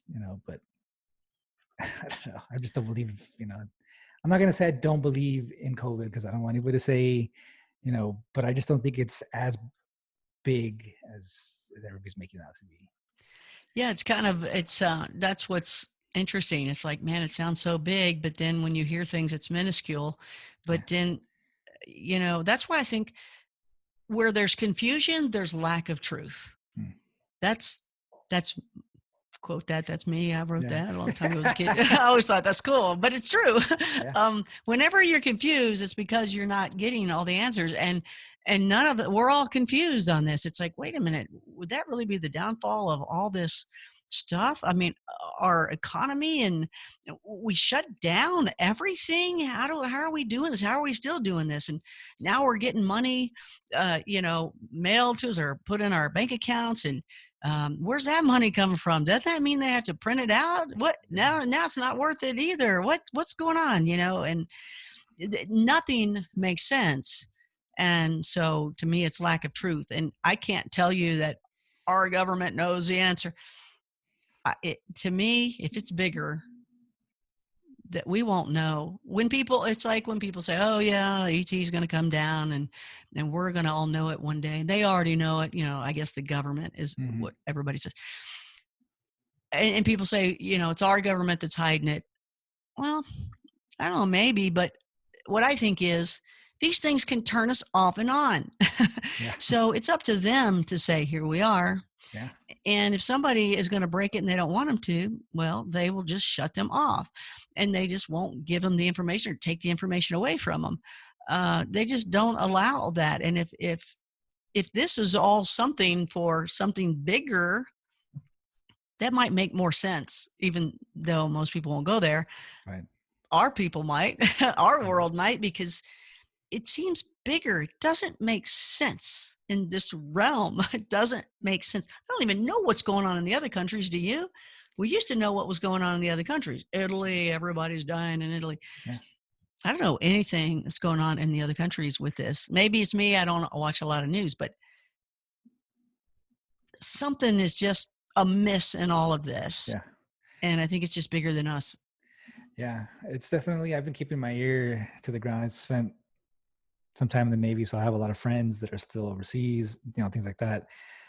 And it's just not what you would see happening in the news. It's just not what's going on the ground out there. What are they seeing?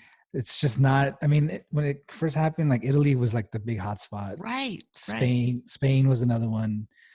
I have friends that are stationed in Rota, Spain. They're locked down just like everybody else, but it's just not like you would see on the news. You would think that millions of people are dying and walking down the street every day. Italy, I had a friend that was kind of backpacking through Italy as well when this whole thing kind of started. He got stuck there for a while. But even like it wasn't, if it wasn't for the elderly people that were dying, like there just wouldn't be any kind of thing happening, out there. That's what he said. Everything that he would see like on the news was just elderly people dying. A lot of people that were already sick, that were in the hospital, or things like that. I have friends in Japan, but Japan has nothing going on. Like nobody's died out there. I don't think. Like hundreds of people, maybe like 100 or less than 100 people have died actually out there. But Japan's historically been, during the time that I spent out there, everybody's, once you get sick, stuff like that, everybody always wears masks on their own. They stay home or whatever, so they don't have that kind of issue. So they just continue doing what they were doing, and there's like nothing going on out there. So I don't know. It's just not what I see on the news. It's just not what I'm hearing from people that are there. Yeah. So. And I know people out in LA and New York, you do any TV work or film or anything like that, that's where everybody's at, right? Those are the hubs. And when you talk to those people, they're like LA and New Yorkers, they are like, apparently those are ghost towns. They are all staying in, and, it's a rare thing to go out kind of things from what I hear now. I haven't seen video of it, but that's what I hear from all the people I talk to. They're, oh, we're all, and we don't go anywhere. I'm thinking, really? Doesn't really seem like anything different here. But again, there's that, this isn't right. It doesn't make sense that this would shut everything down. So it's where you're going, and I don't know. I can't even put my finger on it. And that's the same thing that happens when you see something that doesn't exist. Your mind's going, does not compute. It does not compute. You can't get that answer because we don't have that answer. Yeah. There's something bigger. I think there's got to be something bigger to this because it makes no sense and it can't make sense. Yeah. So what if it is maybe the second coming, or maybe where the ET are about to show themselves or something? Maybe they're doing something to, the atmosphere or something right now. And it's, keep in humans, Yeah. whatever, something's not right. I don't know what it is, but I do know that when I go outside, I feel, and I think it's if you do voice work all your life, you're always concerned about your throat. So if you're going to get sick or if something's coming on, you're very sensitive there. And I'd go out and man, I think this thing's airborne. Whatever it is, there's something in the air because I would feel this like So I like actually wearing the mask when I'm outside because I feel something hurting my throat when I go out there. I don't come back sick, hacking, and have to go to the hospital thing. I don't get a fever or anything, but I feel something, and I'm like, man, there is something in the air. This thing's airborne. I think just recently I heard somebody say something about that, but there's something bigger. I don't know. This is just weird. Something's going on. I don't know. I've spoken to a lot of people, and we've all kind of come down to the same idea that a lot of us already had it, like in December timeframe. My son and I were like real sick during that time. I got sick. We both got sick early on in December, and we both got better like a week and a half later. And then I got sick about another week after that again. And it was like hard to breathe, and I couldn't breathe, a lot of coughing, wheezing stuff, and stuff like that. And then maybe like 2 weeks later, it was gone. So, I don't know. I mean, I've spoken to a lot of people. We've all felt the same way, that we've already had it, and that was just it. It was just gone. I mean, yeah, I've heard that too. So I don't know. Well, think about it. Okay. Let's see. I'm trying to think of what that one movie was called when the aliens came down. The day the Earth stood still. Is that it? Maybe is that it where they came down and then they were trying to kill them, and then it was our own atmosphere that killed them? Yeah. Right. Okay. Yeah. What if? Let's just throw it out there. Oh, I'm not no. saying this is no, it. that wasn't. Okay. That's the one with Tom Cruise. I'm sorry. That would be what is it called? It's with Tom Cruise, and he's trying to run away with his kids and stuff. Yeah, I know what you're talking about. That was Independence Day. No, that's was another one. Smith. Yeah. Oh my gosh, that's terrible. I don't know. Yeah. But it was that one. And I remember the old movie. I mean, it was older than me, but I remember seeing that. It was a little scarier than the newer ones that, take away that little something about those old movies are creepy. I don't know why, but they are. Well, anyway, that what we're talking about. Invasion, I don't know, whatever it was. We're talking about the same thing, but they eventually died because of the atmosphere killed them. So what if, again, I'm just throwing stuff out there. I don't know, but it makes more sense than what's going on now. What if? What's that? It would be War of the Worlds. That's it. How'd you get that? Why do you have a beam of light going on you? Is there some TV on or something? My other monitor. Yeah, I'm just thinking about it. It's like going down on you right now. He's got the beam of light on him. Look, you all, it's real. It's real. You can see it now. And again, I'm just throwing this out, but what if the aliens are finally coming? Here they are. We're going to make ourselves known. We are your God. We made you. Yeah, whatever. They're coming down.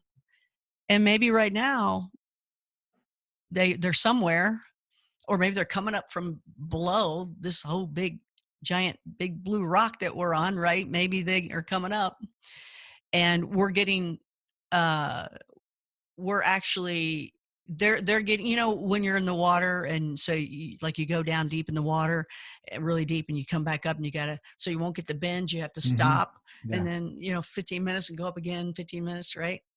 Maybe they're here or coming up or out or whatever, and everything's getting adjusted right now, and maybe we're breathing in what they brought, and maybe that's what it is, and we got to adjust and they got to adjust. Everybody's adjusting. Yeah. And maybe at one point, we'll go, that's it. That's what they brought from, whatever they brought. Right. Yeah. I Uh, mean, anything's from, possible. I you mean, know, we have no idea. This is definitely new territory for all of us. So it's definitely, you have no idea. yeah, because the world has changed for just, and not saying anything bad about the 200,000 people that have passed, but there's been that, with these other diseases along the way too. So it's like, what's the deal? What's going on? So, anyway. Yeah, we get a lot of. I get a lot of heat for it as well, but it's like, I mean, more people die from the flu every year and have been every year, and we've never shut anything down. And so when the bird flu was going on as well, like millions of people died. I didn't even have any clue that it was going on at the time. Yeah. Yeah. You've never heard anything about it, like at Yeah. all. I didn't know anybody that died from it, not anybody that was sick about it or with it. Like we never shut any kind of stores down, work, sports, nothing. I had no clue what was going on. But this one, we shut everything down. So it's a complete change. And it's just like even Hollywood realizing, oh wow, live streaming, we can really do it. And look, now we can do this. They're doing everything that I've learned to do, and I'm like, great, I can do it on this budget, Yeah. hopefully. But they have huge budgets, and now they're going, oh well, we don't have to have these huge budgets anymore. We can just do this, and of course, it knocks out me. I'm like, geez, I'm trying to stay ahead of you guys. Yeah. So, and that world will. They're never going to spend millions and millions. I don't think they'll ever spend that much money ever again to make these blockbuster films. They'll do this easy stuff like me. They'll use YouTube and they'll use Vimeo and they'll use this new way. And everybody's on Zoom, everybody's doing things and online courses. Hey, you saw that coming, and I prefer that, but you do miss out on meeting each other and hanging out and all that kind of stuff in schools. But it's like, hey, we're going to put you all in homes. We're going to put you in buildings. We're going to keep you, I don't know. It's just a whole nother world, nother world. We're encased. We don't, I didn't really feel too much of a change. I mean, I work in the IT field, so I work from home, like, all the time anyways. I work remote. My son's homeschooled, so it's not like, oh, well, so we didn't have any kind of, geez. the only one who felt it was my wife. She works at a hospital, so it was kind of rough. So, but yeah, I mean, wow. besides You're touching everything there. Yeah, no, yeah, Did she notice anything different at the hospitals? A little bit here and there. I mean, we're kind of expecting the hospitals in this area to, get really full. But I mean, besides just like a slight bump in like actual people that are coming in with it, like, with the actual COVID, it's not people that are getting sick like here, like from within the area. They're like bringing excess out this way. Because the hospitals in the city are full or whatever. But I mean, she's seen like a handful of people with it, but I mean, nothing too serious. They're not like overflowing hospitals or anything. It's just not, like I mentioned, they made the convention center downtown in Dallas into like a makeshift hospital. Like the military was there and things like that. Like not one person entered that place with it. So, well, I just heard there was like a second wave coming. Yeah. Did you hear that? Yeah, from China. Yeah, I heard that as well. It's supposed to be, I mean, they even found some like new plague that's coming out of Africa too. So I don't know what that is. I mean, so literally when the Ebola thing happened here in Dallas, like a few years back, some guy boarded a plane from Africa, wherever he was from, straight to Dallas, literally lived like 5 doors down from where we used to live at that time. Oh, wow. Like of all places. Gee. And like the cops were out there, ambulance, and they shut everything down. They brought in like all these cleaning crews and everybody in hazmat suits and stuff. And it was just gone. That was it. Wow. Wow. So yeah, we were there, front and center. Absolutely. Yeah, absolutely. And your family's also living where, okay, so your wife is in the hospital world, so she's really right there knowing what's on the front line kind of thing. Right. Um, you're already homeschooled, so you didn't really notice a difference, but you also would agree then that, hey, this online course, that's cool. There's nothing wrong with that. Yeah. You were already doing that pretty much. Yeah. Um, Yeah. So and we've then, been in and school since last year. So I was actually going like into school, which was kind of a hassle because we live kind of far, And once I started doing online, I was like, yes, I can just stay home. And Yeah, I yeah, know, and it's cool. I think it's great, but we're not really totally worried about. Oh, this is where I meet my friends. This is where yeah, I meet somebody I'm going to marry one day, or something like that, right. right? So, No, no. but and you're in the IT world too, so you've seen like this rush of everybody going online and doing things. What do you do in the IT world? So I work mostly like network admin stuff. So like in Network. the cloud, like a lot of cloud work. So basically bringing like brick and mortar companies into like the online world. So So you know how to market. a little bit, yeah. So we do a lot of like marketing and actually building infrastructures online for companies to be able to bring their whole business online. So a lot of companies like they don't want to have like an actual brick and mortar store.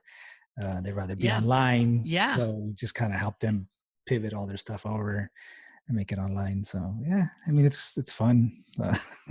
Yeah, okay. I need some help with Yeah, yeah. marketing. You got to help me. You got to help me. Yeah, so I was kind of jumping all over the place the last few years. It was like marketing, like I was like in the IT world, web development, and then like the cloud, and going back to school for a bunch of other stuff. And I try to stay as busy as I can because this whole technology things it changes like from Yeah, moment to moment. There's always something new. Yeah, yeah, yeah. gotta stay. It's true. I mean, and it's hard to keep up with, and there's just so much, and then it's like nickel and dime, and then they're all more expensive, and you're just like, oh my gosh.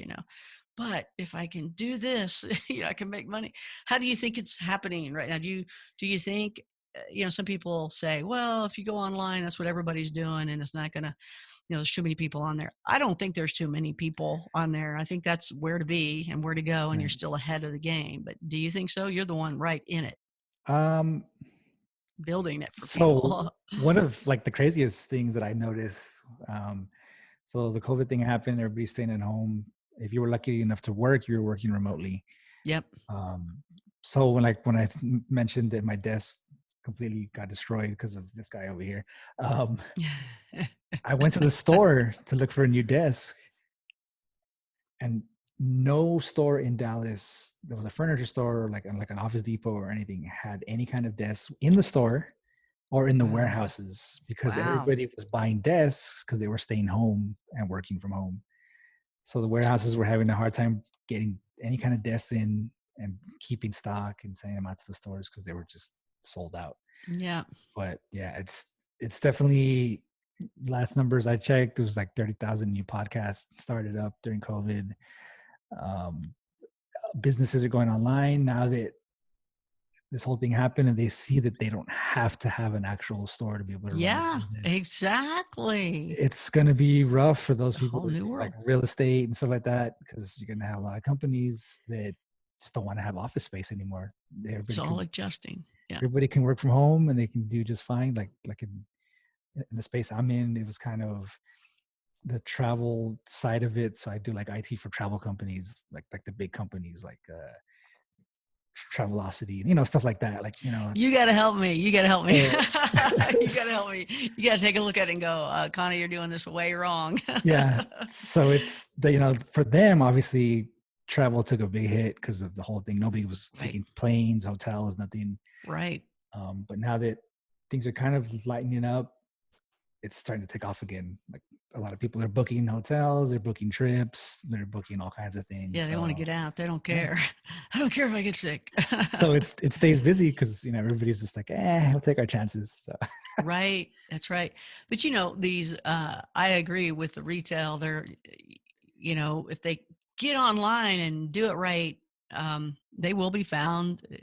they got to just learn a new trade, but not, it's just a new vehicle of their trades. But now you're going to have all these buildings Empty. and look at all the older, like industrial type buildings where they've taken them and they've turned them into apartments and homes and condos, and they're gorgeous because they're huge and they're, really cool.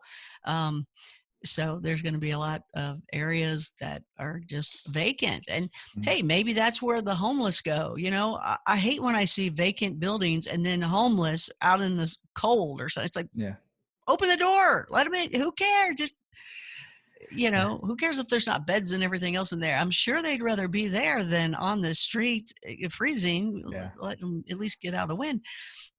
But, we're weird that way. But there's going to be all these empty places. And I don't know.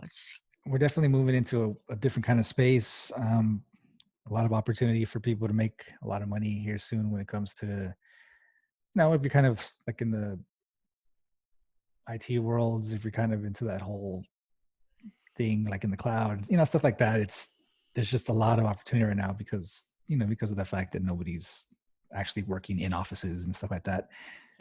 Everybody's going to be trying to scramble to get online.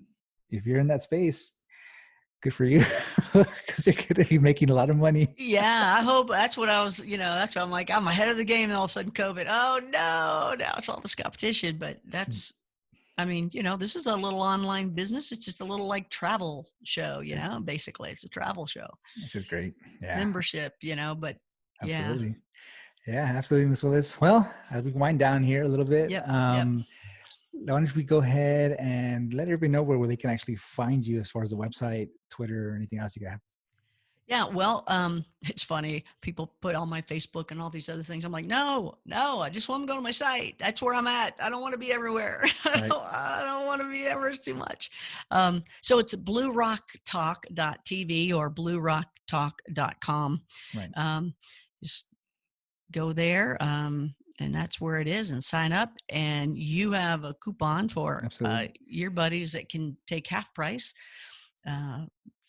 So yeah, there we'll definitely be linking that as well. Put everything out on Twitter. I'll put everything out on the Facebook pages and stuff. We're actually the opposite. We're kind of spread out everywhere as well, which is kind of a hassle because I have to do all of that work. Yeah, I know. Me too. I'm on all those places. That's why I'm like, people don't tell people to go there because they go there and they feel like, oh, I'm there. No, you're not. No, you're not. It's too much work, all these social sites. So do me a favor. You say you have a monitor right above you, right? So you can look. You did War of the Worlds that way, right? Right. Okay. So go now to bluerocktalk.tv. Right. I have it right. Okay. Here. And I just want to see your face when you see the homepage, because I don't know if you saw the new homepage. I just changed it. Oh, you did right now? Okay. So. Well, I changed it today. Earlier. You see it? Let me take a look here. Let's wait. Everything refreshes. So I see.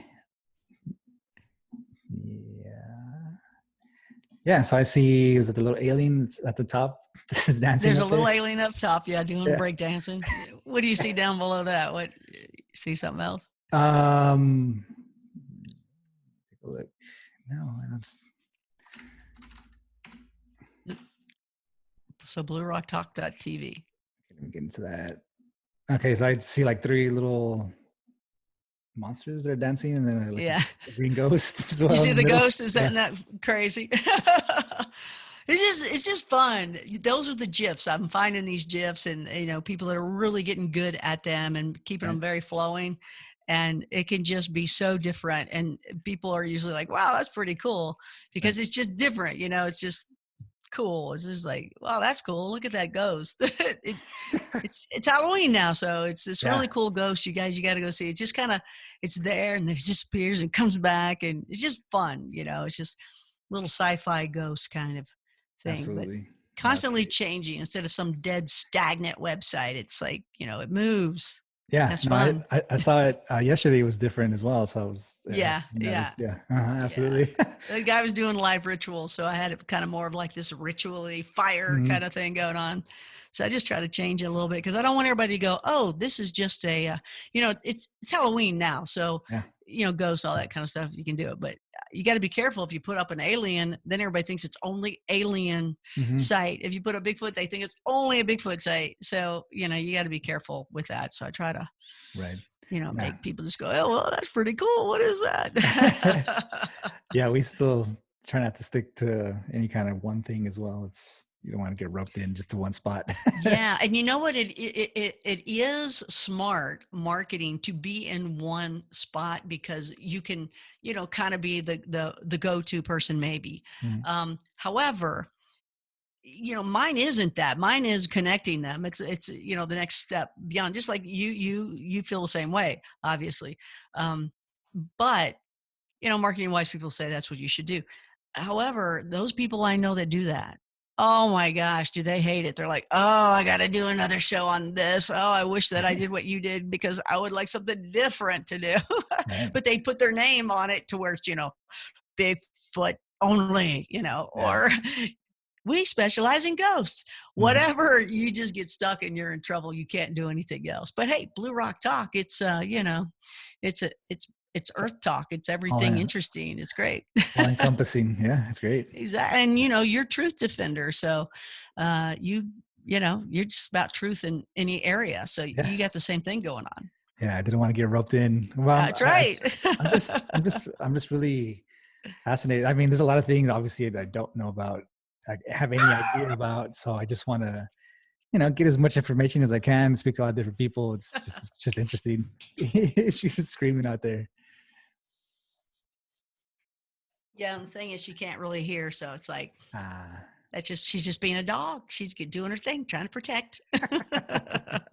Absolutely. So that's good. She's got her instincts. That's good. There you are. She's my protector. She's probably a lot braver than this guy over here.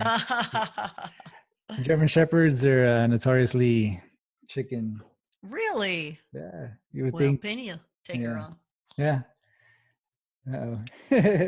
She'll lick you to death. Yeah, absolutely. So we'll definitely have links below the videos as well. For everybody that's listening, go on over to bluerocktalktv.com or .tv. And bluerocktalk.tv or .com. Yeah. .com, right. Good job. Yeah, absolutely. And like you mentioned before, you guys can get 50% off your first 6 months with the promo code Truth Defender Fans. And we really appreciate that. We use that at checkout as well. Absolutely. Yeah. And hey, I'll be on Coast on the 11th of October. Right, I saw that. You definitely be tuning into that one. Yeah, we got a Bigfoot Friday this week with Toby Johnson, and we've also got we're going to be doing this thing on Halloween where it's Shadow People Be Gone. It's Mike Crow of Myth Chasers. He's got shadow people in his home, and we may be doing a clearing that night. So. If not, we're going to experience at least what's going on at his place. So. That's awesome. Yeah, creepy. Definitely be looking at that. Shadow people. So join us. Yeah, absolutely. Yeah, so definitely we'll have everything linked up. And if you guys please head on over there and check it out. We really appreciate it. Show some love, show some support. Thanks, and keep it going. It's fun. Definitely. So we'll be looking out for that as well. Just want to give a quick shout out to everybody. We also picked up some listeners out there in Poland. So I know last week we were in Sweden last week. So this week, everybody that's listening in from Poland, we really appreciate it as well. Cool. People in Spain, everybody that's in Colombia as well. Muchas gracias a todos que están allá, que nos están escuchando también. Muchas gracias. I love it. Yeah, so we're just picking up a lot of people, thankfully everybody that listens to the show, we really appreciate it. Yeah. And like I mentioned before, if you guys are listening on the go as well, Spotify, Apple Podcasts, Google Podcasts, as well as iHeartRadio, all the information for social media will be linked down below. If you want to send us an email, that is thetruthDefender1776@gmail.com. Once again, thank you very much to Miss Willis. We appreciate your time. Yeah. And hey, you got to do something here. When you're a blue rocker, right, you are in the know. Right. And we have, this is Spock, right? Okay. Live long and prosper. But what blue rockers do is this. Oh, okay. So we're like, hey, there you go. You did it. That's it. That's a blue rocker sign. Gangster, little gangster. Gangsters. What's up, guys? That's it. Exactly. Absolutely. So cool. There you go. Yeah. That's how you know a blue rocker. It's like, hey, okay. There we go. Got to represent. That's right. Absolutely. Well, everybody, I appreciate you guys hanging out and listening to this show. We really appreciate you guys' Yeah. time. Could be Thanks, anywhere everybody. in And the thank you. world, but you're here with us. So we'll see you guys next time. Everybody stay blessed out there and stay frosty.